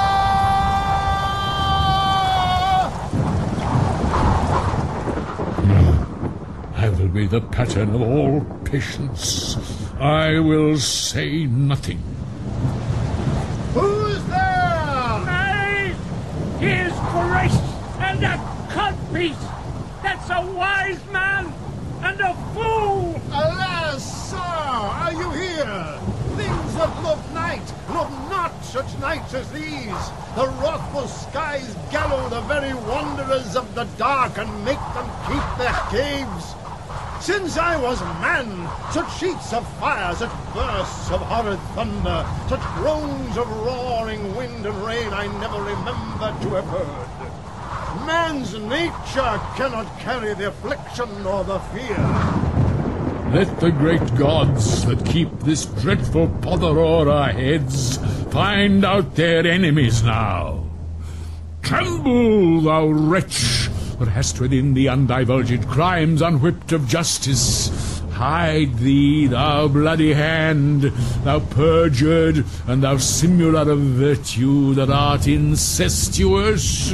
Caitiff to pieces shake, that under covert and convenience seeming hath practised on man's life. Close pent-up guilts, rive your concealing continence, and cry these dreadful summoners grace. I am a man, more sinned against than sinning. Alack, bareheaded! Gracious my lord, hard by here is a hovel.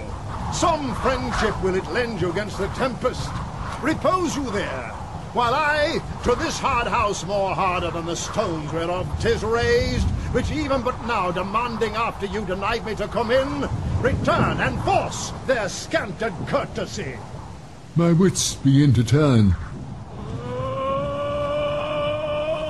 Come on, my boy! How dost, my boy? Not cold. I am cold myself. Where is the straw, my fellow? The art of our necessities is strange and can make vile things precious. Come, your hovel.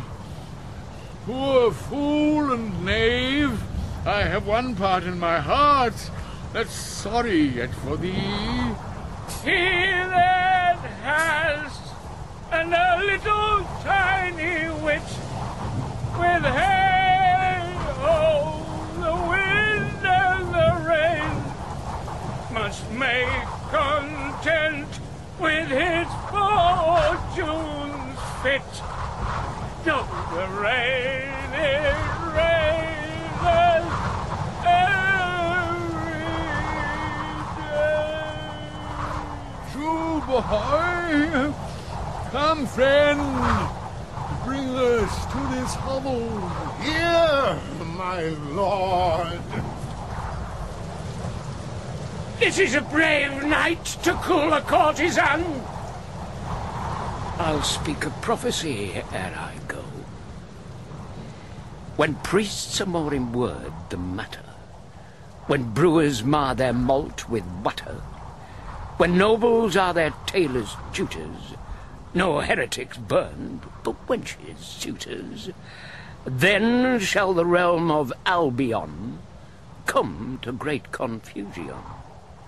When every case in law is right, no squire in debt, nor no poor knight, when slanders do not live in tongues, nor cut-purses come not to throngs, when usurers tell their gold i' the field, and bawds and whores do churches build, then comes the time, who lives to see it, the going shall be used with fate.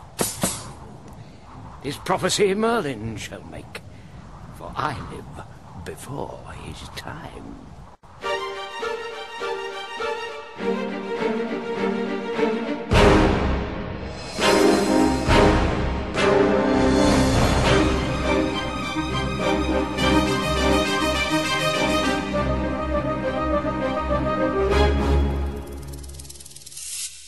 Alack, alack, Edmund, I like not this unnatural dealing. When I desired their leave that I might pity him, they took from me the use of mine own house. Charge me on pain of perpetual displeasure neither to speak of him, entreat for him, or any way sustain him. Most savage and unnatural. Go to, say you nothing. There is division between the dukes, and a worse matter than that. I have received a letter this night. 'Tis dangerous to be spoken. I have locked the letter in my closet. These injuries the king now bears will be revenged home. There is part of a power already footed. We must incline to the king. I will look him and privily relieve him. Go you and maintain talk with the duke, that my charity be not of him perceived. If he ask for me, I am ill and gone to bed. If I die for it, as no less is threatened me, the king, my old master, must be relieved. There is strange things toward Edmund. Pray you, be careful. Father, this courtesy forbid thee shall the duke instantly know, and of that letter too. This seems a fair deserving, and must draw me that which my father loses, no less than all. The younger rises when the old doth fall.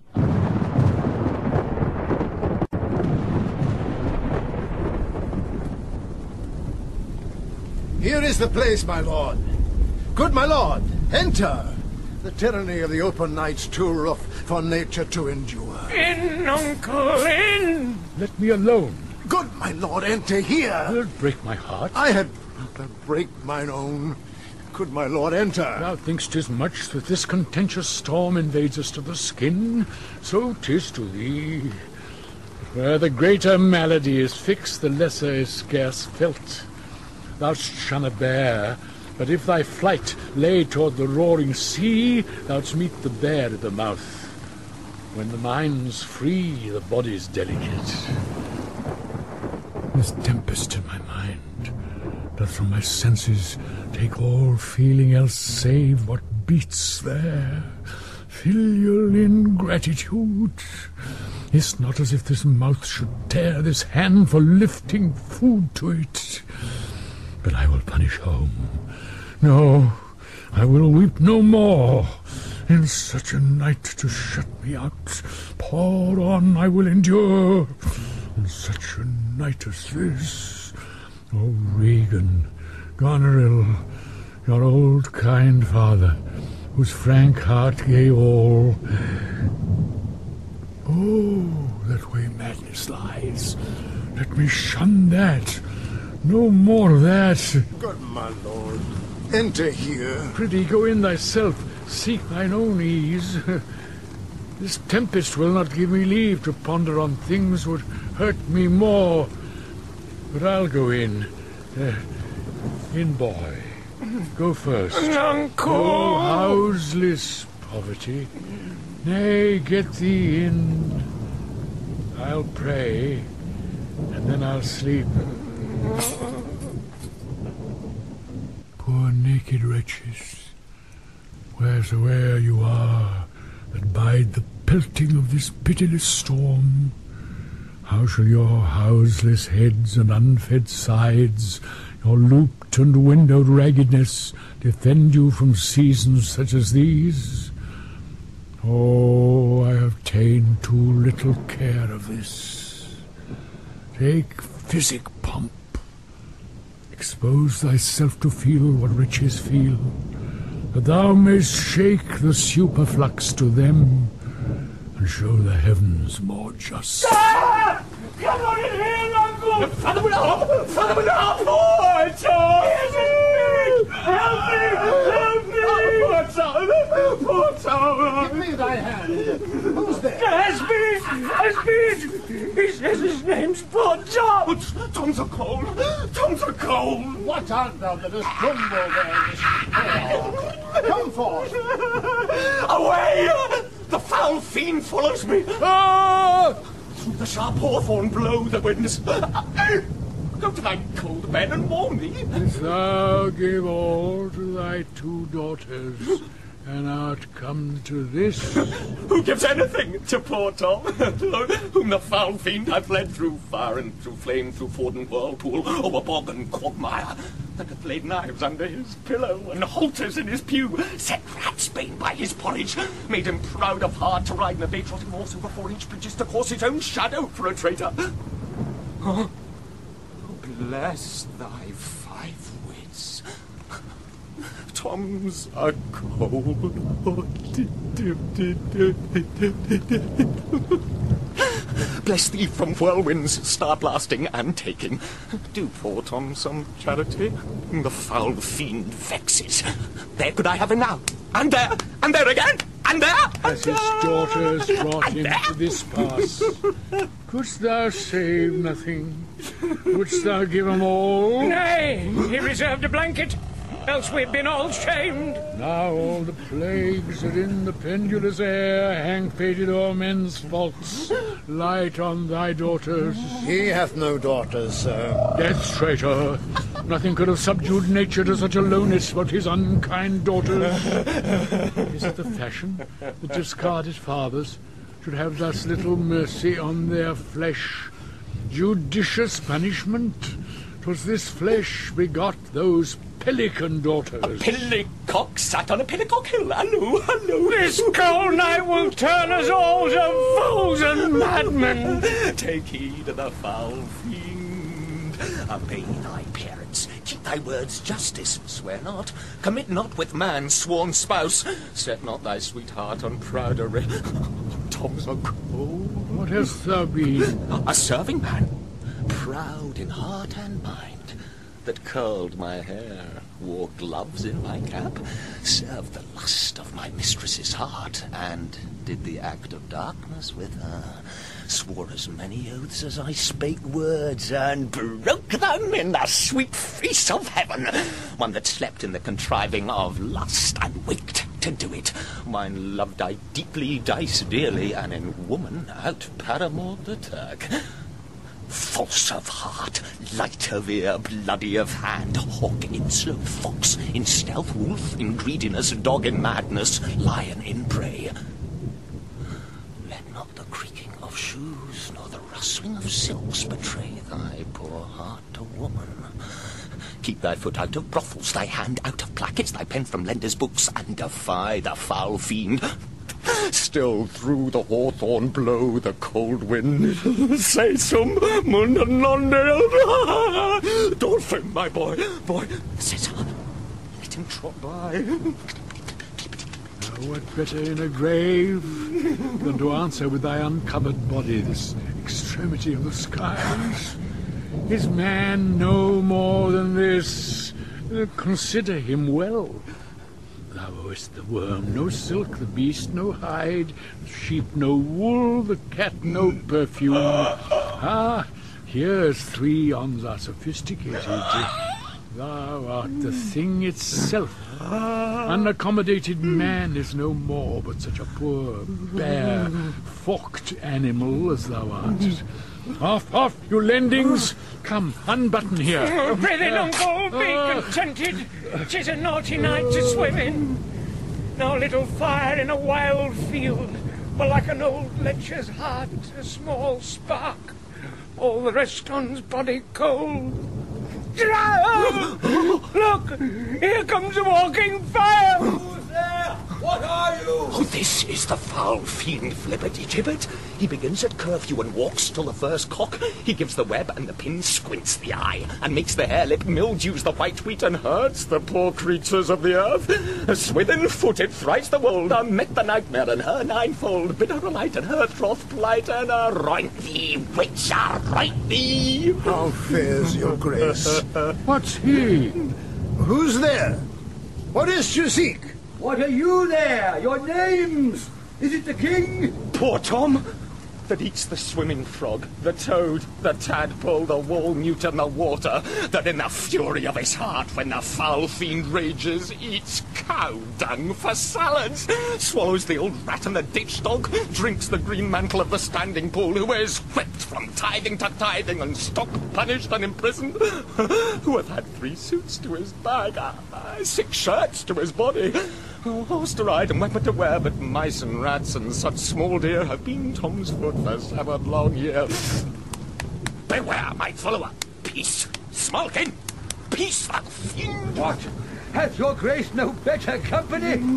The Prince of Darkness is a gentleman, a murderer. He's called a Mahu. Our flesh and blood, my lord, is grown so vile that it doth hate what gets it. Poor Tom's a cold. Go in with me. My duty cannot suffer to obey in all your daughter's hard commands, though their injunction be to bar my doors and let this tyrannous night take hold upon you. Yet I have ventured to come seek you out and bring you where both fire and food is ready. First let me talk with this philosopher. What is the cause of thunder? Good my lord, take his offer. Go into the house. I'll talk a word with this same learned Theban. What is your study? How to prevent the fiend and to kill vermin. Let me ask you one word in private. Come. Importune him once more to go, my lord. His wits begin to unsettle. Canst thou blame him? His daughters seek his death. Ah, that good Kent. He said it would be thus, poor banished man. Thou sayest the king grows mad. I'll tell thee, friend, I am almost mad myself. I had a son, now outlawed from my blood, sought my life, but lately very late. I loved him, friend. No father, his son dearer. True to tell thee, the grief hath crazed my wits. What a night's this! I do beseech your grace! Oh, cry you mercy, sir! Noble philosopher, your company. Tom's a cold. In, fellow, there, into hovel, keep thee warm. Come, let's in all.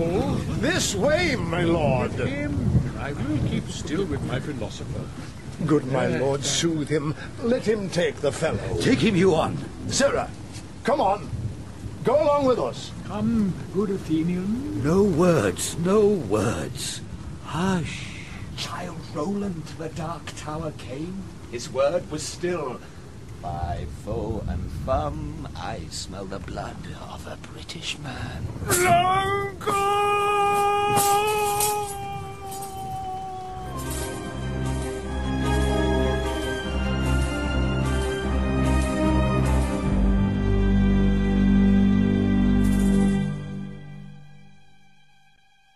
I will have my revenge ere I depart his house. How, my lord, I may be censured that nature thus gives way to loyalty, something fears me to think of. I now perceive it was not altogether your brother's evil disposition made him seek his death, but a provoking merit set to work by a reprovable badness in himself. How malicious is my fortune that I must repent to be just. This is the letter which he spoke of, which approves him an intelligent party to the advantages of France. Oh, heavens, that this treason were not, or not I, the detector. Go with me to the Duchess. If the matter of this paper be certain, you have mighty business in hand. True or false, it hath made thee Earl of Gloucester. Seek out where thy father is, that he may be ready for our apprehension. If I find him comforting the king, it will stuff his suspicion more fully. I will persevere in my course of loyalty, though the conflict be sore between that and my blood. I will lay trust upon thee, and thou shalt find a dearer father in my love.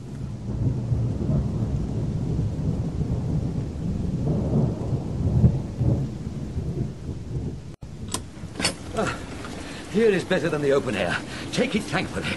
I will piece out the comfort with what addition I can. I will not be long from you. All the power of his wits have given way to his impatience. The God reward your kindness.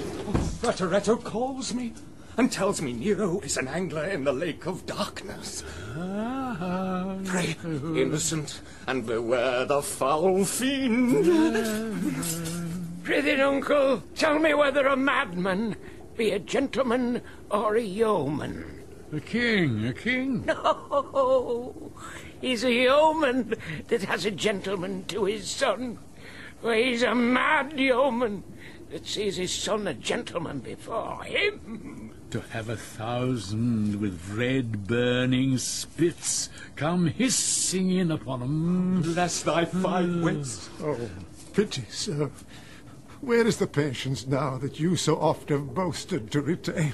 My tears begin to take his part so much they mar my counterfeiting. The little dogs and all, Tray, Blanche, and Sweetheart, see, they bark at me. Tom will throw his head at them. Avaunt, you curs! Be thy mouth or black or white, tooth that poisons if it bite. Mastiff, greyhound, mongrel, grim, hound or spaniel, brack or him. Bobtail, tyke or trundletail, Tom will make him weep and wail. For with throwing thus my head, dogs lap the hatch and all are fled. Oh, doody. Cesar, oh, come, march to wakes and fairs and market towns. Poor Tom, thy horn is dry. Then let them anatomize Regan. See what reads about her heart. Is there any cause in nature that makes these hard hearts? You, sir, I entertain for one of my 100. Only I do not like the fashion of your garments. You will say they are Persian, but let them be changed. Oh, good my lord, lie here and rest a while. Make no noise. Draw the curtains. So. We'll go to supper in the morning. And I'll go to bed at noon. Come hither, friend. Where's the king, my master? Here, sir, but trouble him not. His wits are gone. Good friend, I pray thee, take him in thy arms. I have o'erheard a plot of death upon him. There is a litter ready. Lay him in and drive toward Dover, friend, where thou shalt meet both welcome and protection. Take up thy master. If thou shouldst dally half an hour, his life with thine and all that offer to defend him stand in assured loss. Take up, and follow me, that will to some provision give thee quick conduct. Come, away!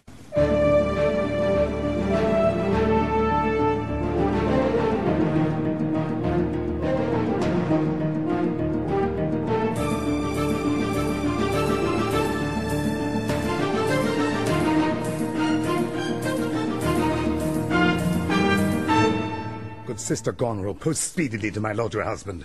Show him this letter. The army of France is landed. Seek out that traitor Gloucester. Hang him instantly. Pluck out his eyes. Leave him to my displeasure. Edmund, keep your sister company. I will, my lord. The revenges we are bound to take upon your traitorous father are not fit for your beholding. Advise the Duke where you are going, to a most festinate preparation. We are bound to the like. Our post shall be swift and intelligent betwixt us. Farewell, dear sister. Brother. Farewell, my lord of Gloucester. My lord! How now, Oswald? Where's the king? My lord of Gloucester hath conveyed him hence. Some 5 or 36 of his knights, hot questress after him. Met him at gate, who, with some other of the lord's dependents, are gone with him toward Dover, where they boast they have well-armed friends. Get horses for your mistress. My lord. Farewell, sweet lord, and sister. Edmund, farewell. My lord. Go, seek the traitor Gloucester. Pinion him like a thief. Bring him before us. I'm a lord. I'm a lord. Though well we may not pass upon his life without the form of justice, yet our power shall do a curtsy to our wrath, which men may blame but not control. Who's there? The traitor? Ungrateful fox, 'tis he. Bind fast his corky arms. What means your graces? Good my friends, consider you are my guests. Do me no foul play, friends. Bind him, I say. Hard, hard. Oh, filthy traitor. Unmerciful lady as you are, I am none. To this chair, bind him. Villain, thou shalt find... Lady! By the kind gods, 'tis most ignobly done to pluck me by the beard. So white, and such a traitor. Naughty lady, these hairs which thou dost ravish from my chin will quicken and accuse thee. I am your host. With robbers' hands my hospitable favours you should not ruffle thus. What will you do? Come, sir. What letters had you late from France? Be simple answered, for we know the truth. And what confederacy have you with the traitors late-footed in the kingdom? To whose hands you have sent the lunatic king? Speak! I have a letter, guessingly set down, which came from one that's of a neutral heart and not from one opposed. Cunning! And false. Where hast thou sent the king? To Dover. Wherefore to Dover? Wast thou not charged a peril? Wherefore to Dover? Let him answer that. I am tied to the stake and I must stand the course. Wherefore to Dover? Because I would not see thy cruel nails pluck out his poor old eyes, nor thy fierce sister in his anointed flesh stick boorish fangs. The sea, with such a storm as his bare head in hell-black night endured, would have buoyed up and quenched the stellar fires. Yet poor old heart, he hoped the heavens to rain. If wolves had at thy gate howled that stern time, thou shouldst have said, good porter, turn the key, all cruels I'll subscribe. But I shall see the winged vengeance overtake such children. Sit! Shalt thou never, fellows? Hold the chair. Upon these eyes of thine, I'll set my foot. He that will think to live till he be old, give me some help. Oh, cruel! Oh, you come! Yeah. One side will mock another, the other too. If you see vengeance... Hold your hand, my lord. I have served you ever since I was a child, but better service have I never done you than now to bid you hold. How now, you dog? If you did wear a beard upon your chin, I'd shake it on this quarrel. What do you mean? My villain? Nay then, come on, and take the chance of anger. Give me a sword! A peasant stand up thus! I am slain. My lord, you have one eye left to see some mischief on him. Lest it see more, prevent it. Out, vile jelly. Where is thy luster now? All dark and comfortless. Where's my son Edmund? Edmund! enkindle all the sparks of nature to quit this horrid act. Thou treacherous villain! Thou call'st on him that hates thee. It was he that made the overture of thy treasons to us, who is too good to pity thee. Oh, my follies! Then Edgar was abused. Kind gods, forgive me that, and prosper him. Go, thrust him out at gates, and let him smell his way to Dover. How is my lord? How look you? I have received a hurt. Follow me, lady. Turn out that eyeless villain. I throw this slave upon the dunghill. Regan, I bleed apace. Untimely comes this hurt. Give me your arm.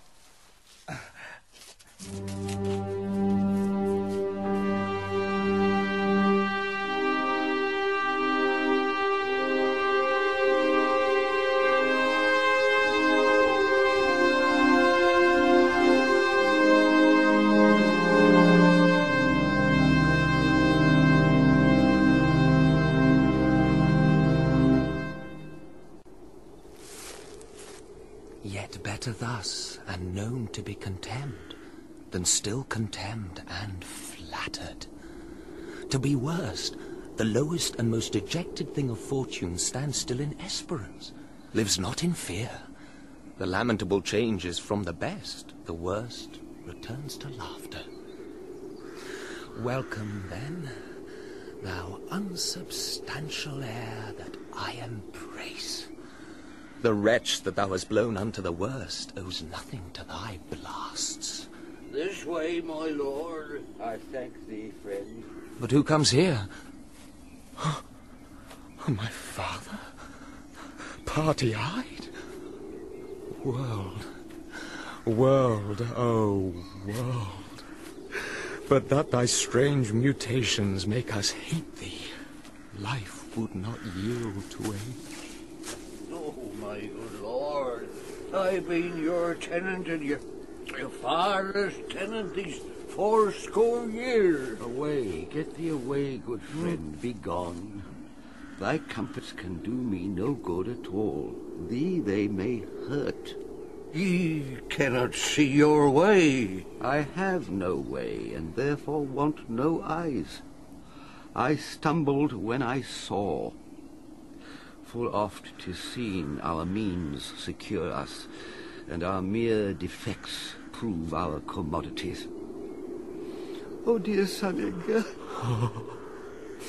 the food of thy abused father's wrath, might I but live to see thee in my touch, I'd say I had eyes again. No, who's there? Oh, gods, who is't can say I am at the worst? I am worse than e'er I was. 'Tis poor mad Tom. And worse I may be yet. The worst is not, so long as we can say this is the worst. Fellow, where goes? Is it a beggar man? Madman and beggar too. He has some reason, else he could not beg. I' the last night's storm I such a fellow saw, which made me think a man a worm. My son came then into my mind, and yet my mind was then scarce friends with him. I have heard more since. As flies to wanton boys are we to the gods. They kill us for their sport. How should this be? Bad is the trade that must play fool to sorrow, angering itself and others. Bless thee, master! Is that the naked fellow? Aye, my lord. Get thee away. If for my sake thou wilt o'ertake us hence a mile or twain i' the way toward Dover, do it for ancient love, and bring some covering for this naked soul, which I'll entreat to lead me. Alack, sir, he is mad. 'Tis the time's plague when madmen lead the blind. Do as I bid thee, or rather do thy pleasure. Above the rest, be gone. I'll bring him the best apparel that I have. Come on, Cornwall. Sirrah? Naked fellow? Poor Thompson, cold.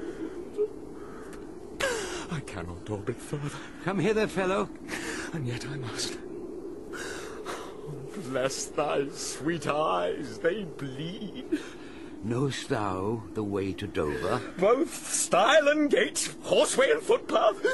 Poor Tom has been scared out of his good wits.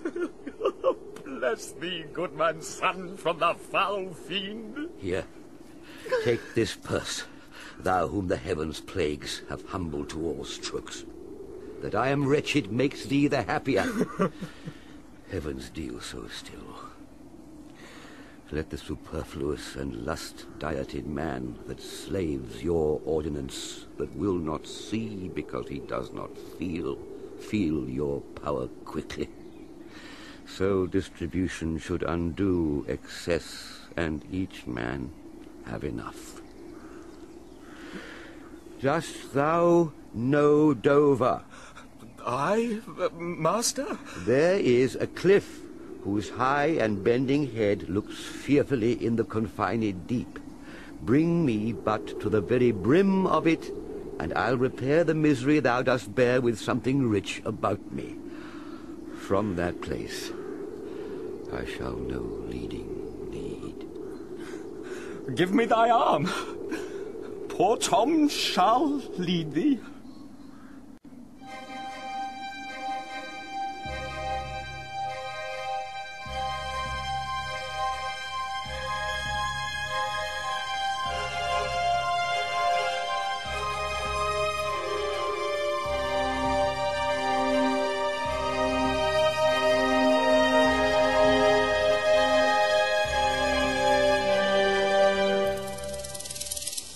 Welcome, my dearest Edmund.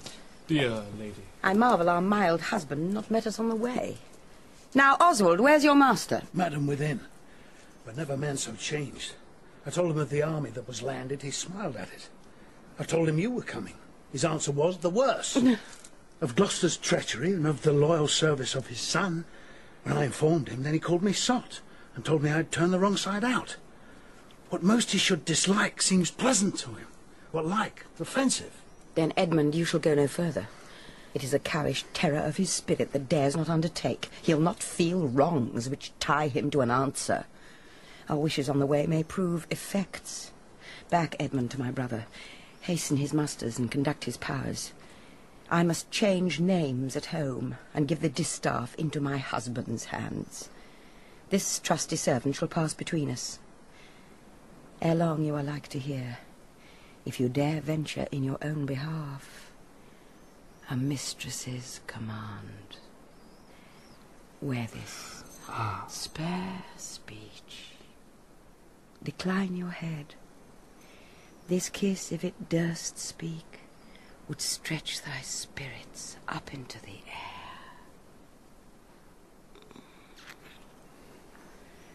Conceive and fare thee well. Yours in the ranks of death. My most dear Gloucester. Oh, the difference of man and man. To thee a woman's services are due. My fool usurps my body. Madam, here comes my lord. I have been worth the whistling. Oh, Goneril, you are not worth the dust which the rude wind blows in your face. Milk-livered man, that bear'st a cheek for blows, a head for wrongs, who hast not in thy brows an eye discerning thine honour from thy suffering. See thyself, devil. Proper deformity shows not in the fiend so horrid as in woman. O vain fool. Oh, my good lord, the Duke of Cornwall's dead. Slain by his servant, going to put out the other eye of Gloucester. Gloucester's eyes? A servant that he bred, thrilled with remorse, opposed against the act, bending his sword to his great master, who thereat in rage flew on him, and amongst them felled him dead, but not without that harmful stroke which since hath plucked him after. This shows you are above, you justices, that these our nether crimes so speedily convenge. But oh, poor Gloucester, lost he his other eye? Both, my lord. This letter, madam, craves a speedy answer. 'Tis from your sister. One way I like this well. But being widow, and my Gloucester with her, may all the building in my fancy pluck upon my hateful life. Another way the news is not so tart. I'll read and answer. Attend me, Oswald. Madam, I shall. Where was his son when they did take his eyes? Come with my lady hither. He is not here. No, my good lord, I met him back again. Knows he the wickedness? Aye, my good lord. 'Twas he informed against him, and quit the house on purpose, that their punishment might have the freer course. Gloucester, I live to thank thee for the love thou showedst the king, and to revenge thine eyes. Come hither, friend. Tell me what more thou knowest.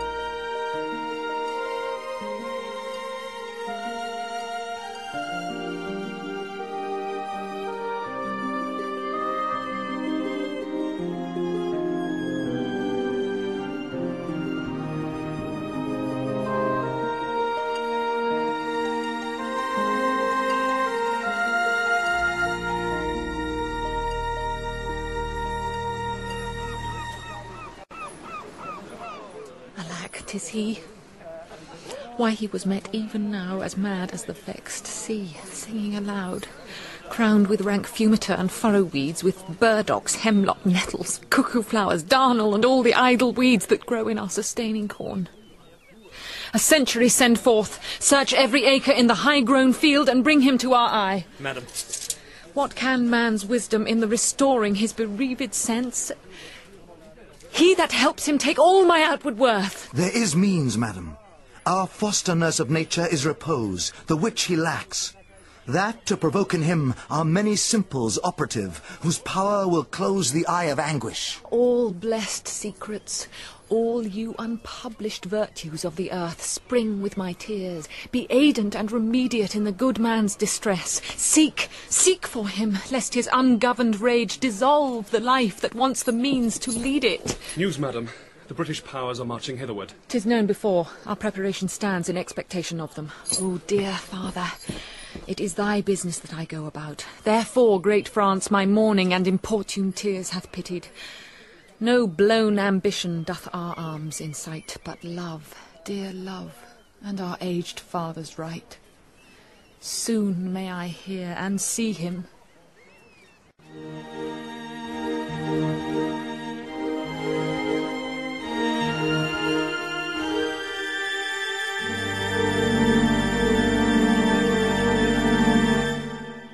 But are my brother's powers set forth? Aye, madam. Himself in person there? Madam, with much ado, your sister is the better soldier.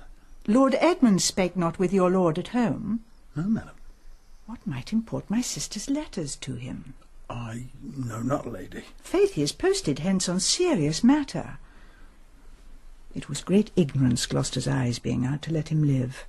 Where he arrives, he moves all hearts against us. Edmund, I think, is gone in pity of his misery to dispatch his knighted life, moreover to descry the strength of the enemy. I must needs after, madam, with my letter. Our troops set forth tomorrow. Stay with us. The ways are dangerous. I may not, madam. My lady charged my duty in this business. Why should she write to Edmund? Might not you transport her purposes by word? Belike some things, I know not what. I'll love thee much. Let me unseal the letter. Madam, I had rather... I know your lady does not love her husband. What, I'm sure of that. And at her late being here, she gave strange oyards and most speaking looks to noble Edmund. I know you're of her bosom. Aye, madam. I speak in understanding. You are, I note. Therefore, I do advise you take this note. My lord is dead. Edmund and I have talked. And more convenient is he for my hand than for your lady's. You may gather more. If you do find him, pray you give him this. And when your mistress hears thus much from you, I pray desire her call her wisdom to her. So fare you well. If you do chance to hear of that blind traitor, preferment falls on him that cuts him off. Would I could meet him, madam, I should show what party I'd follow. Very well.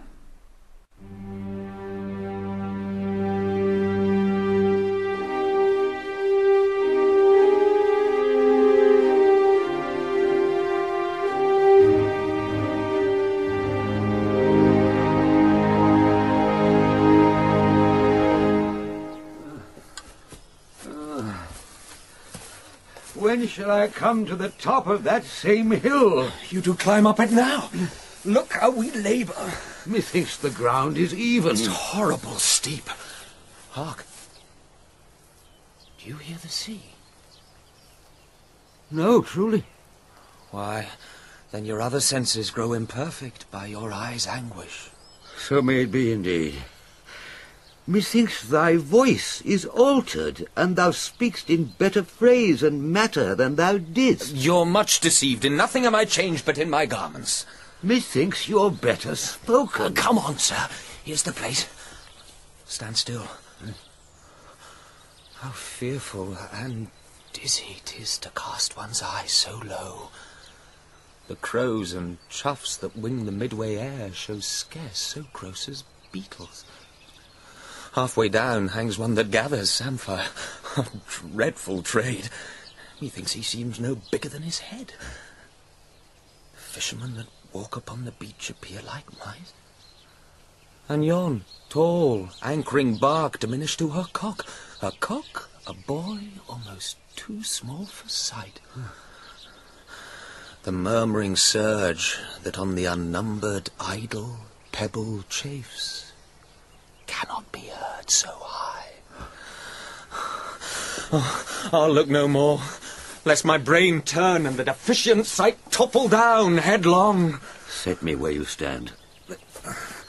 Give me your hand. You are now within a foot of the extreme verge. For all beneath the moon would I not leap upright. Let go my hand. Here, friend. It's another purse. In it a jewel well worth a poor man's taking. Fairies and gods prosper it with thee. Go thou further off. Bid me farewell, and let me hear thee going. Now fare ye well, good sir. With all my heart. Why I do trifle thus with his despair is done to cure it. O you mighty gods, this world I do renounce, and in your sights shake patiently my great affliction off. If I could bear it longer, and not fall to quarrel with your great opposeless wills, my snuff and loathed part of nature should burn itself out. If Edgar live, oh bless him. Now, fellow, fare thee well. Gone, sir. Farewell.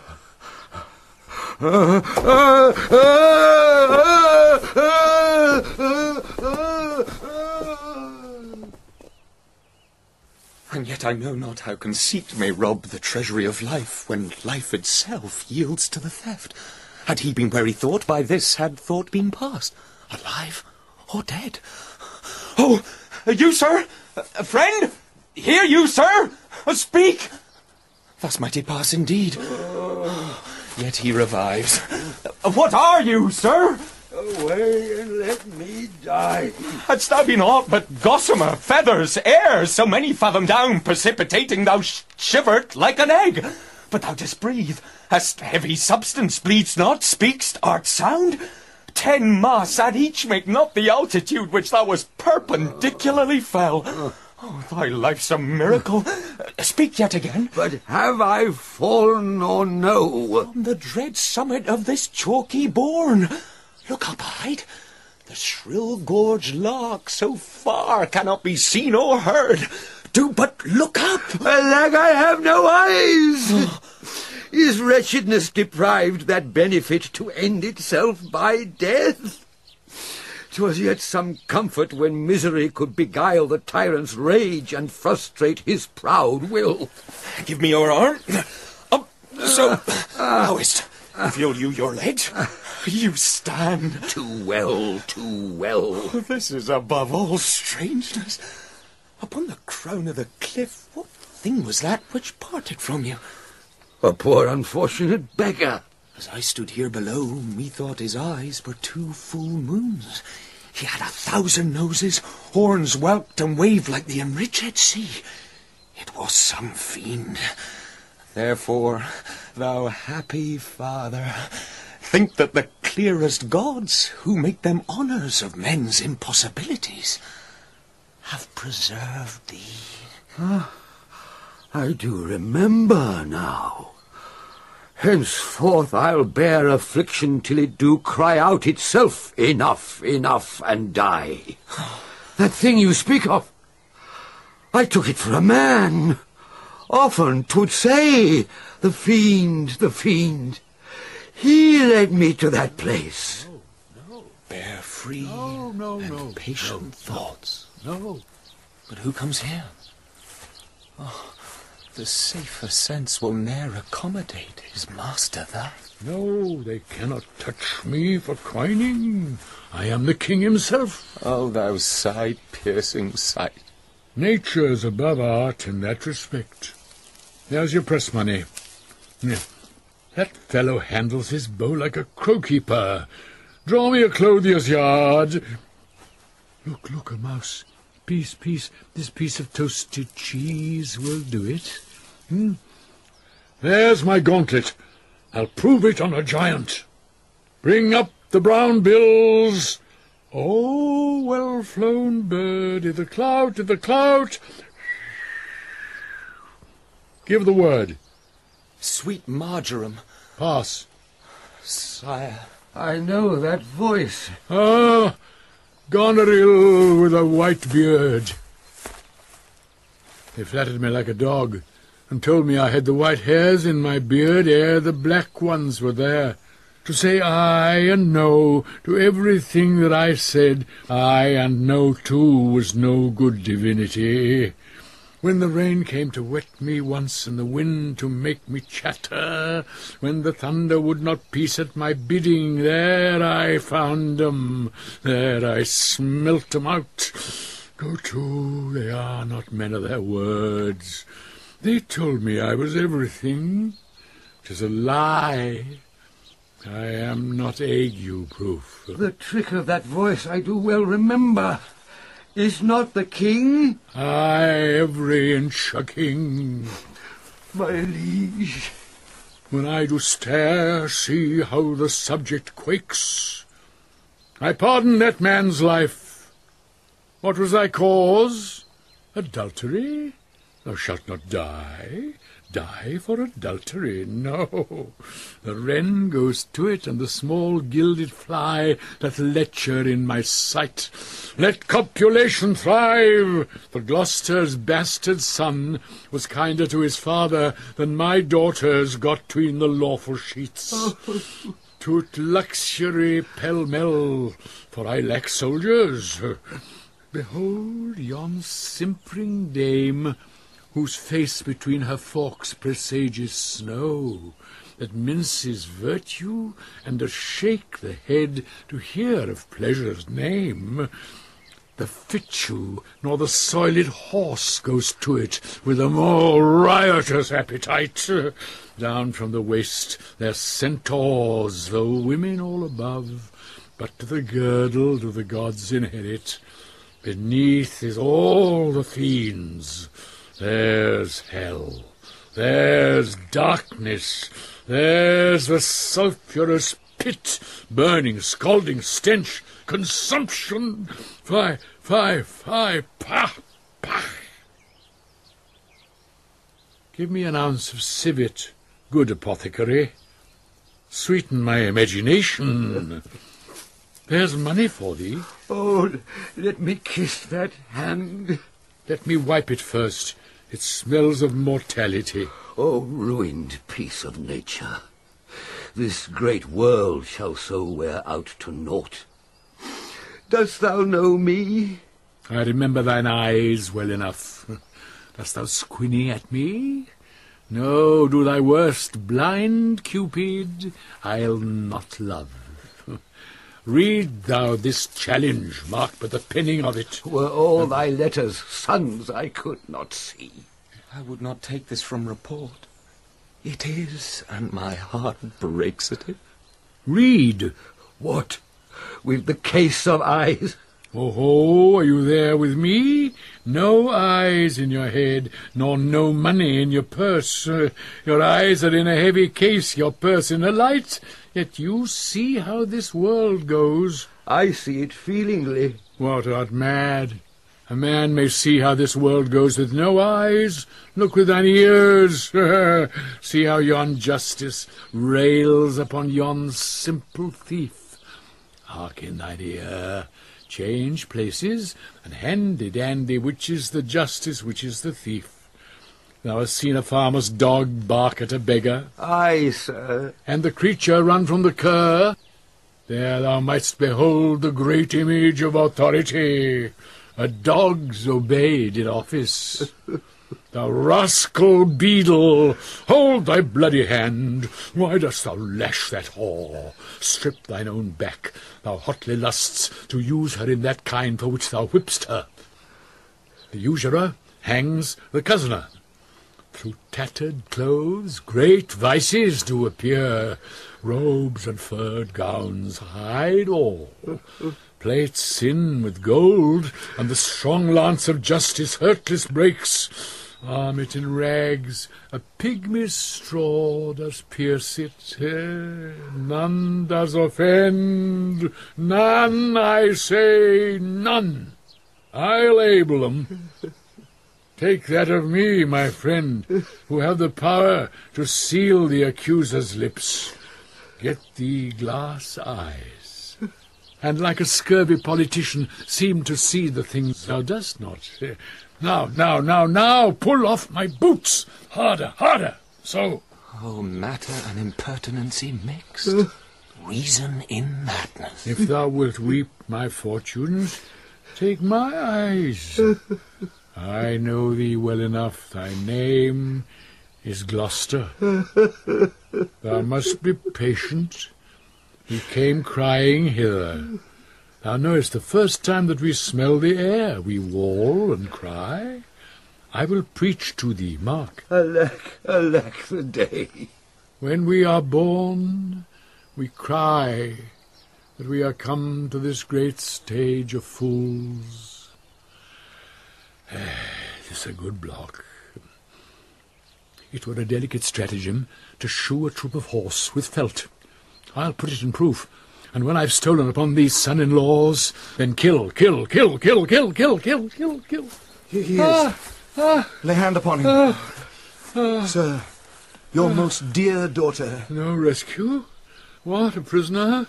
I'm even the natural fool of fortune. Use me well. You shall have ransom. Let me have surgeons, and cut to the brains. You shall have anything. No seconds, all myself. Why, this would make a man of salt, to use his eyes for garden water-pots. I will die bravely like a smug bridegroom. What? I will be jovial. Come. I am a king. Masters, know you that? You are a royal one, and we obey you. Then there's life in it. Come, and you get it. You shall get it by running. I'll follow him close. A sight most pitiful in the meanest wretch, past speaking in a king. Thou hast a daughter who redeems nature from the general curse which twain have brought her to. Hail, gentle sir. Sir, speed you. What's your will? Do you hear aught, sir, of a battle toward? Most sure and vulgar. Everyone hears that which can distinguish sound. But by your favour, how near's the other army? Near, and on speedy foot. The main descry stands in the hourly thought. I thank you, sir. That's all. Though that the Queen on special cause is here, her army is moved on. I thank you, sir. You ever gentle gods, take my breath from me. Let not my worser spirit tempt me again to die before you please. Well, pray you, father. Now, good sir, what are you? A most poor man made tame to fortune's blows, who by the art of known and feeling sorrows am pregnant to good pity. Give me your hand. I'll lead you to some biding. Hearty thanks. The bounty and the benison of heaven to boot and boot. A proclaimed prize! Most happy. That eyeless head of thine was first framed flesh to raise my fortunes. Thou old unhappy traitor, briefly thyself remember. The sword is out, that must destroy thee. Now let thy friendly hand put strength enough to it. Sir? Wherefore, bold peasant, dost thou support a published traitor?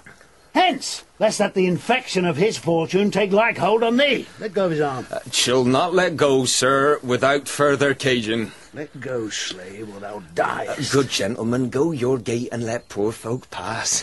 And should I been swaggered out my life, 'twould not have been so long as 'tis by a fortnight. They come not near the old man. Keep out, chief, or ye, or I try whether your costard or my ballow be the odder. I'll be plain with you. Out, dunghill! Shall pick your teeth, sir. Come no matter for your fines.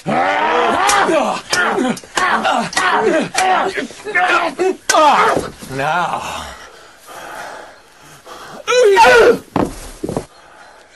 Slave, thou hast slain me. Villain, take my purse. If ever thou wilt thrive, bury my body, and give the letters which thou find'st about me to Edmund, Earl of Gloucester. Seek him out upon the English party. Oh, untimely death. Death. I know thee well. A serviceable villain, as duteous to the vices of thy mistress as badness would desire. What is he, dead? Sit you down, father. Rest you. Let's see these pockets. The letters that he speaks of may be my friends. He's dead. I am only sorry he had no other deathsman. Let us see. Leave, gentle wax, and manners blame us not. To know our enemies' minds we rip their hearts. Their papers is more lawful. Let our reciprocal vows be remembered. You have many opportunities to cut him off. If your will want not, time and place will be fruitfully offered. There is nothing done if he return the conqueror, then am I the prisoner, and his bed my jail. From the loathed warmth whereof deliver me, and supply the place for your labour. Your wife, so I would say, affectionate servant, and for you, her own for venture, Goneril. Oh, indistinguished space of woman's will, a plot upon her virtuous husband's life, and the exchange, my brother. Here in the sands, thee I'll rake up, the post unsanctified of murderous lechers, and in the mature time with this ungracious paper strike the sight of the death-practised duke. For him 'tis well that of thy death and business I can tell. The king is mad. How stiff is my vile sense, that I stand up and have ingenious feeling of my huge sorrows. Better I were distraught, so should my thoughts be severed from my griefs, and woes by wrong imaginations lose the knowledge of themselves. Give me your hand. Far off, methinks I hear the beaten drum. Come, father, I'll bestow you with a friend.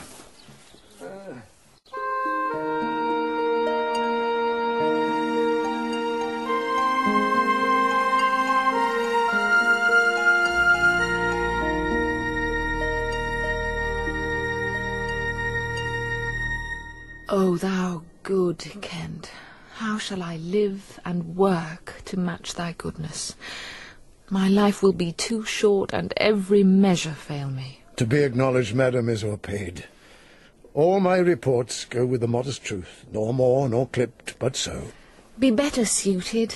These weeds are memories of those worser hours. I prithee put them off. Oh, pardon, dear madam. Yet to be known shortens my made intent. My boon I make it that you know me not, till time and I think meet. Then be it so, my good lord. How does the king? Madam, sleep still. Oh, you kind gods, cure this great breach in his abused nature. The untuned and jarring senses, oh, wind up of this child-changed father. So please your majesty that we may wake the king? He hath slept long. Be governed by your knowledge, and proceed at the sway of your own will. Is he arrayed? Aye, madam. In the heaviness of sleep we put fresh garments on him. Ho there! Bear in the king! Be by, good madam, when we do awake him. I doubt not of his temperance. Oh, my dear father, restoration hang thy medicine on my lips, and let this kiss repair those violent harms that my two sisters have in thy reverence made. Kind and dear princess. Had you not been their father, these white flakes did challenge pity of them.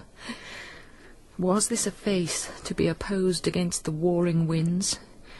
Mine enemy's dog, though he had bit me, should have stood that night against my fire. And wast thou fain, poor father, to hovel thee with swine and rogues forlorn in short and musty straw? Alack, alack, 'tis wonder that thy life and wits at once had not concluded all. He wakes. Speak to him. Madam, do you? 'Tis fittest. How does my royal lord? How fares your majesty? You do me wrong to take me out of the grave. Thou art a soul in bliss, but I am bound upon a wheel of fire, that mine own tears do scald like molten lead. Sir, do you know me?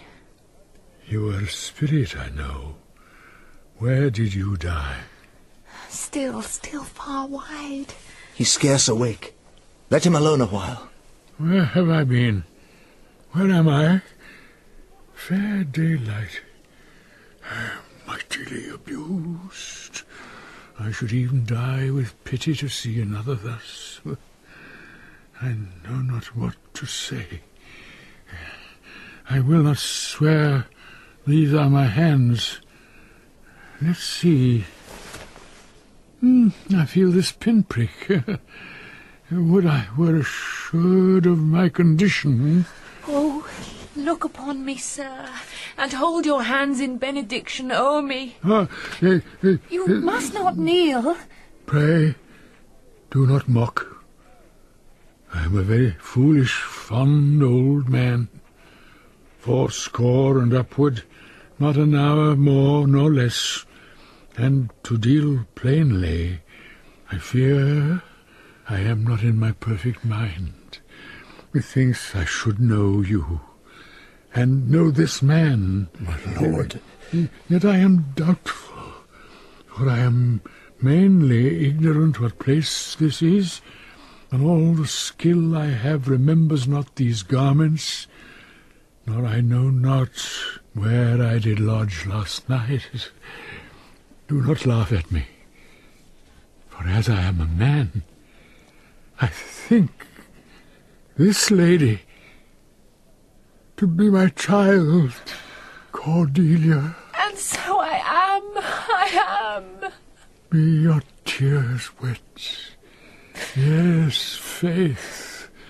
I pray, weep not. If you have poison for me, I will drink it. I know you do not love me, for your sisters have, as I do remember, done me wrong. You have some cause. They have not. No cause. No cause. Am I in France? In your own kingdom, sir. Do not abuse me. Be comforted, good madam. The great rage you see is killed in him. Desire him to go in. Trouble him no more till further settling. Wilt please, your highness, walk? You must bear with me. Pray you now, forget and forgive. I am old and foolish.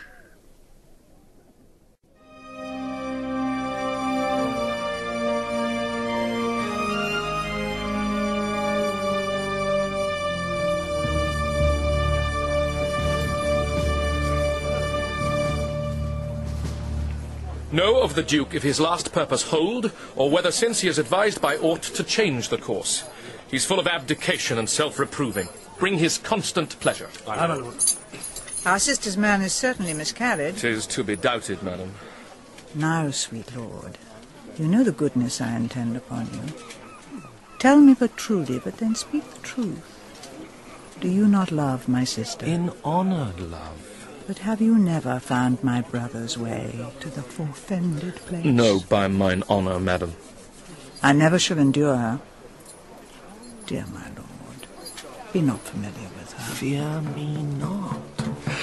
She and the Duke her husband. Our very loving sister, well bemet. Sir, this I heard.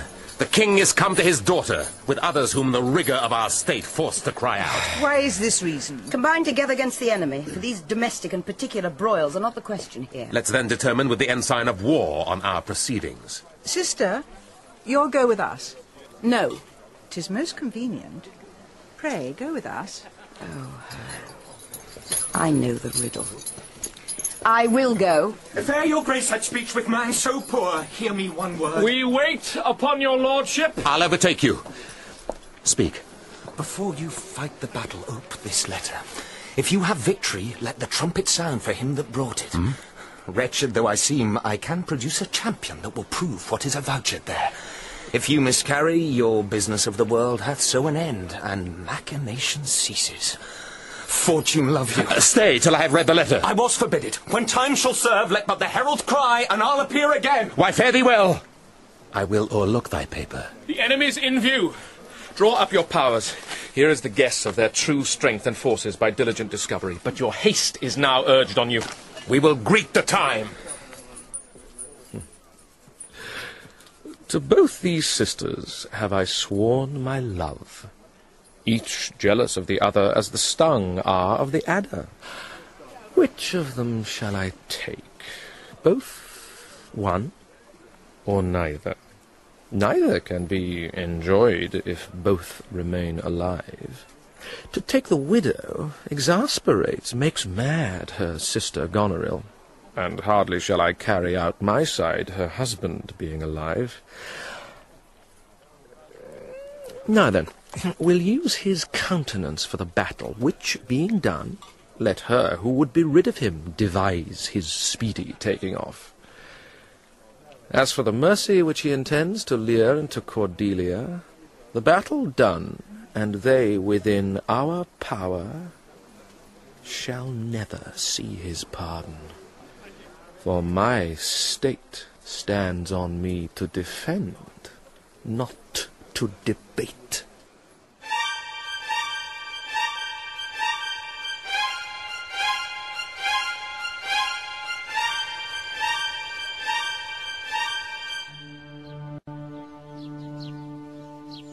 Here, Father, take the shadow of this tree for your good host. Pray that the right may thrive. If ever I return to you again, I'll bring you comfort. Grace go with you, sir.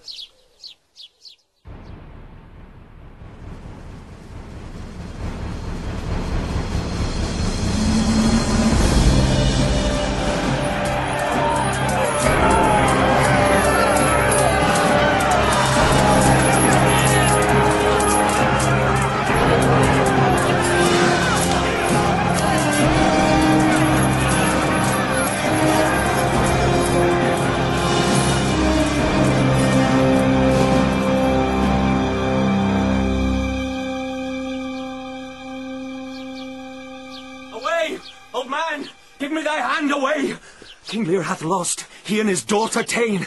Give me thy hand, come on. No further, sir. A man may rot even here. What? In ill thoughts again? Men must endure their going hence, even as their coming hither. Ripeness is all. Come on. And that's true, too.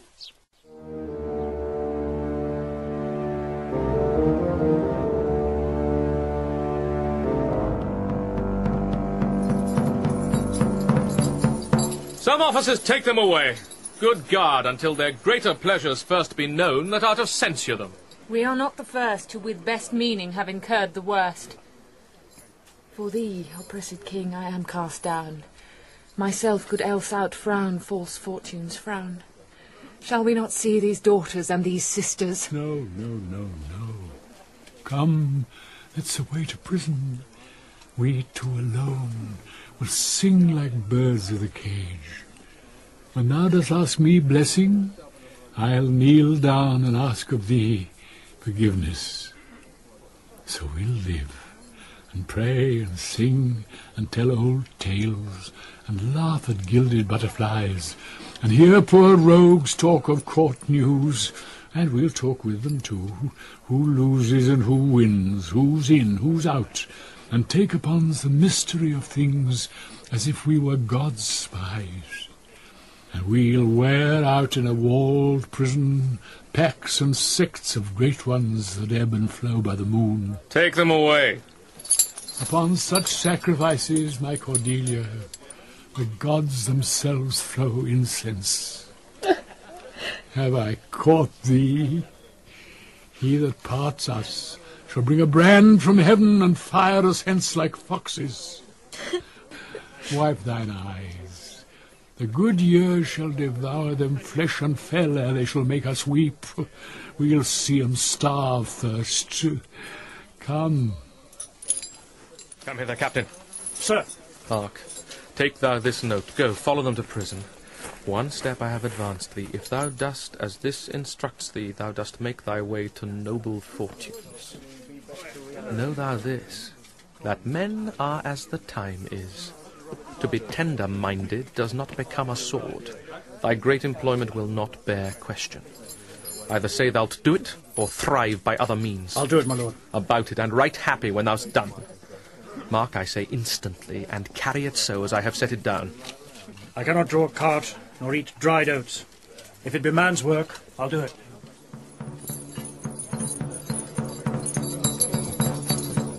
Sir, you have showed today your valiant strain, and fortune led you well.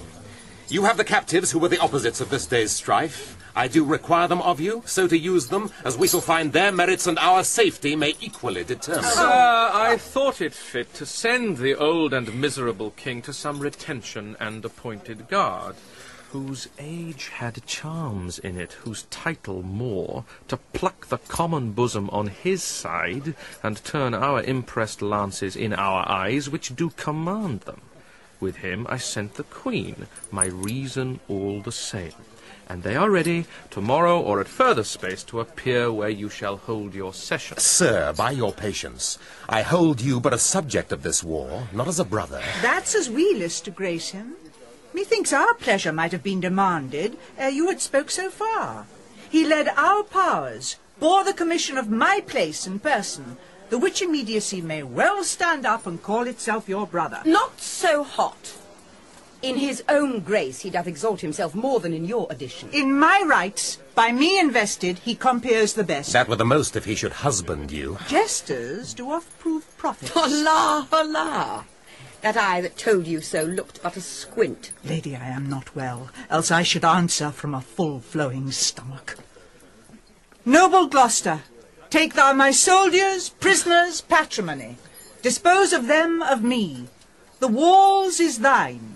Witness the world that I create thee here, my lord and master. Mean you to enjoy him? That let alone lies not in your goodwill. Nor in thine, lord. Half-blooded fellow, yes. Let the drum strike, and prove my title thine. Stay yet, hear reason. Edmund, I arrest thee on capital treason, and in thy attaint this gilded serpent. For your claim, fair sister, I bar it in the interest of my wife. 'Tis she is subcontracted to this lord, and I, her husband, contradict your bans. If you will marry, make your loves to me. My lady is bespoke. An interlude. Thou art armed, Gloucester.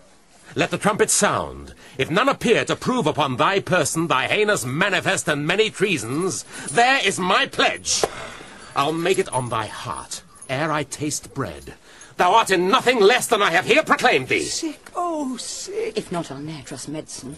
There's my exchange. What in the world he is that names me traitor, villain like he lies. Called by the trumpet, he that dares approach. On him, on you, who not, I will maintain my truth and honour firmly. A herald, ho! Trust to thy single virtue, for thy soldiers, all levied in my name, have in my name took their discharge. My sickness grows upon me. She's not well. Convey her to my tent. Come hither, herald. Let the trumpet sound, and read out this.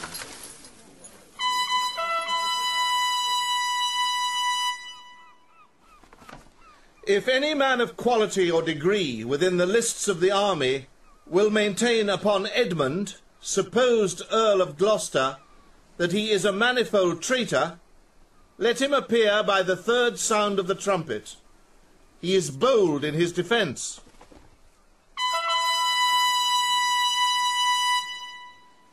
Again. Again.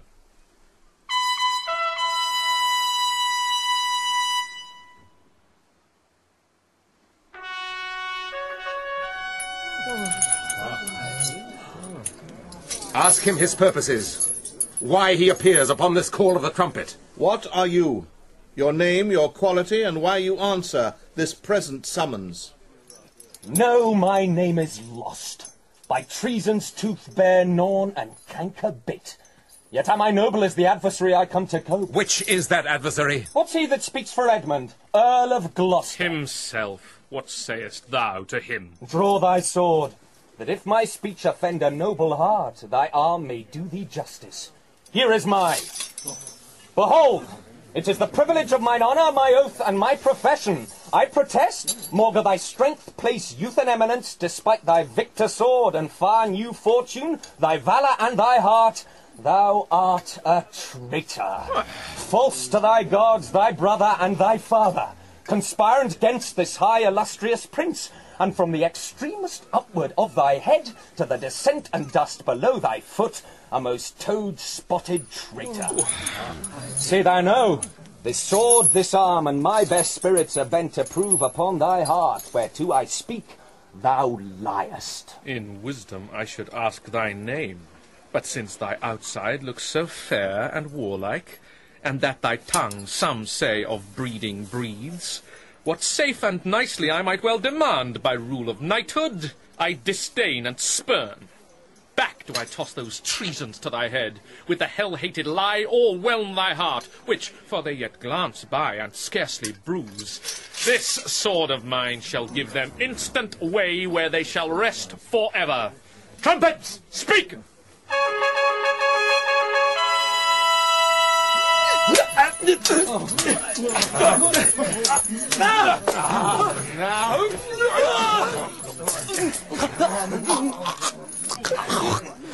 Save him! Save him! This is practice, Gloucester. By the law of arms, thou wast not bound to answer an unknown opposite. Thou art not vanquished, but cozened and beguiled. Shut your mouth, dame, or with this paper shall I stopple it. Hold, sir. Thou worse than any name. Read thine own evil. No tearing, lady. I perceive you know it. Say if I do, the laws are mine, not thine. Who can arraign me for't? Most monstrous. Oh, knowest thou this paper? Ask me not what I know. Go after her. She's desperate. Govern her. Aye, my lord. What you have charged me with, that have I done, and more, much more. The time will bring it out. 'Tis past, and so am I. But what art thou, that hath this fortune on me? If thou art noble, I do forgive thee. Let's exchange charity. I am no less in blood than thou art, Edmund. If more, the more thou hast wronged me. My name is Edgar, and thy father's son. The gods are just, and of our pleasant vices make instruments to plague us. The dark and vicious place where thee he got cost him his eyes. Thou hast spoken right. 'Tis true. The wheel is come full circle. I am here. Methought thy very gait did prophesy a royal nobleness. Edgar, I must embrace thee. Let sorrow split my heart if ever I did hate thee or thy father. Worthy prince, I know it. Where have you hid yourself? How have you known the miseries of your father? By nursing them, my lord. List a brief tale, and when 'tis told, oh, that my heart would burst. The bloody proclamation to escape that followed me so near. Oh, our life's sweetness, that we the pain of death would hourly die rather than die at once. Taught me to shift into a madman's rags, to assume a semblance that very dogs disdained. And in this habit met I my father with his bleeding rings, their precious stones new lost. Became his guide, led him, begged for him, saved him from despair. Never, oh fault, revealed myself unto him until some half hour past, when I was armed.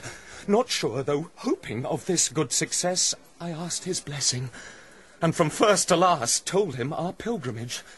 But his flawed heart, alack, too weak the conflict to support, twixt two extremes of passion, joy and grief, burst smilingly.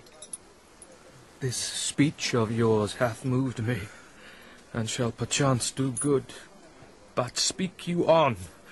You look as you had something more to say. If there be more woeful, hold it in, for I am almost ready to dissolve hearing of this. Help! Help! Oh, help! What kind of help? Speak, man! What means this bloody knife? 'Tis hot. It smokes. It came even from the heart of... Oh, she's dead. Who dead? Speak, man! Your lady, sir. Your lady. And her sister by her is poisoned. She confesses it. I was contracted to them both. All three now marry in an instant. Here comes Kent. Produce the bodies, be they alive or dead. This judgment of the heavens that makes us tremble touches us not with pity. My lord. Who is this he? My lord of Kent. The time will not allow the compliment which very manners urges. I am come to bid my king and master a good night. Is he not here? Great think of us, for God. Speak, Edmund, where's the king and where's Cordelia? Seest thou this object, Kent? Alack, why thus? Yet Edmund was beloved. The one the other poisoned for my sake, and after slew herself. Even so, cover their faces. I pant for life. Some good I mean to do, despite of mine own nature. Quickly send, be briefed, to the castle, for my writ is on the life of Lear and on Cordelia. Nay, send in time. Run! Run, oh run! To whom, my lord? Who has the office? Send thy token of reprieve. Well thought on. Take my sword. The captain. Give it the captain. Haste thee for thy life. I will, sir. He hath commission from thy wife and me to hang Cordelia in the prison, and to lay the blame upon her own despair that she fordid herself. The gods defend her. Bear him hence a while.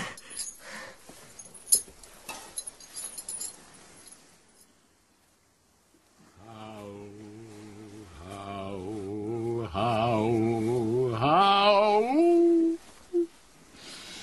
Oh, you are men of stones. Aye, your tongues and eyes, I use them so that heaven's vault should crack. She's gone forever. I know when one is dead and when one lives. She's dead as earth.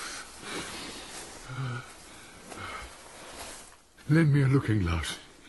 If that her breath will mist or stain the stone, why, then she lives. Is this the promised end? Or image of that horror? Fall and cease. This feather stirs.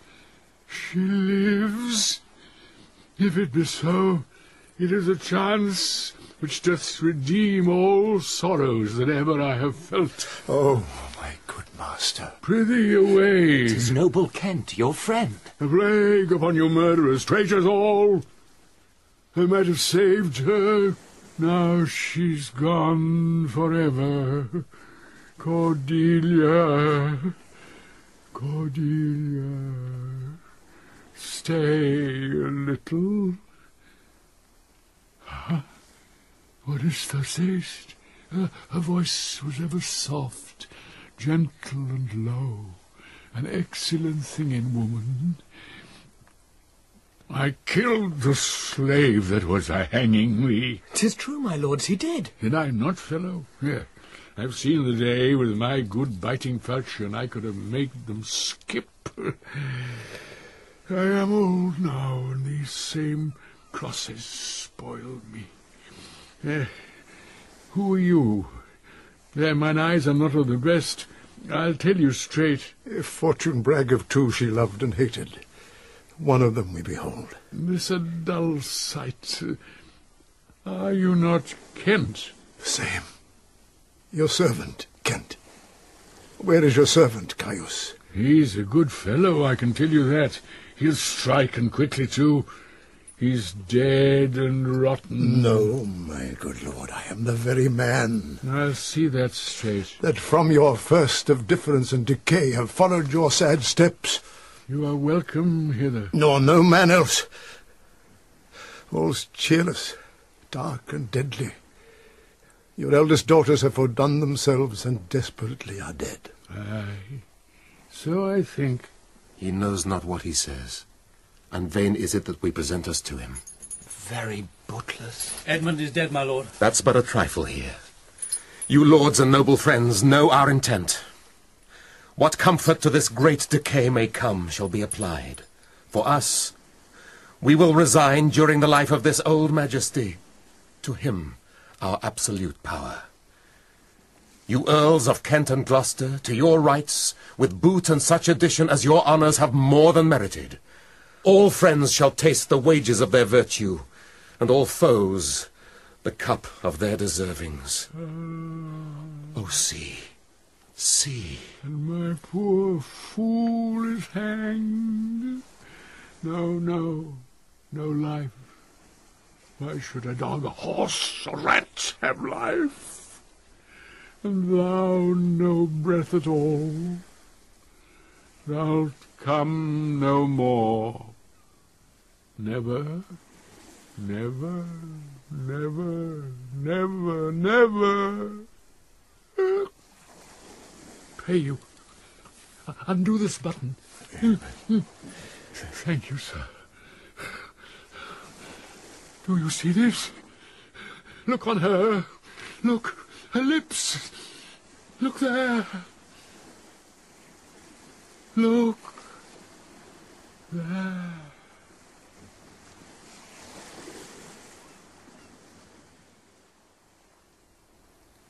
He faints. My lord. My lord. Break, heart. I prithee break. Look up, my lord. Vex not his ghost. Oh, let him pass. He hates him that would upon the rack of this tough world stretch him out longer. He is gone, indeed. The wonder is he hath endured so long. He but usurped his life. Bear them from hence. Our present business is general woe. Friends of my soul, you twain, rule in this realm, and the gored state sustain. I have a journey, sir, shortly to go. My master calls me. I must not say no. The weight of this sad time we must obey. Speak what we feel, not what we ought to say. The oldest hath borne most. We that are young shall never see so much, nor live so long.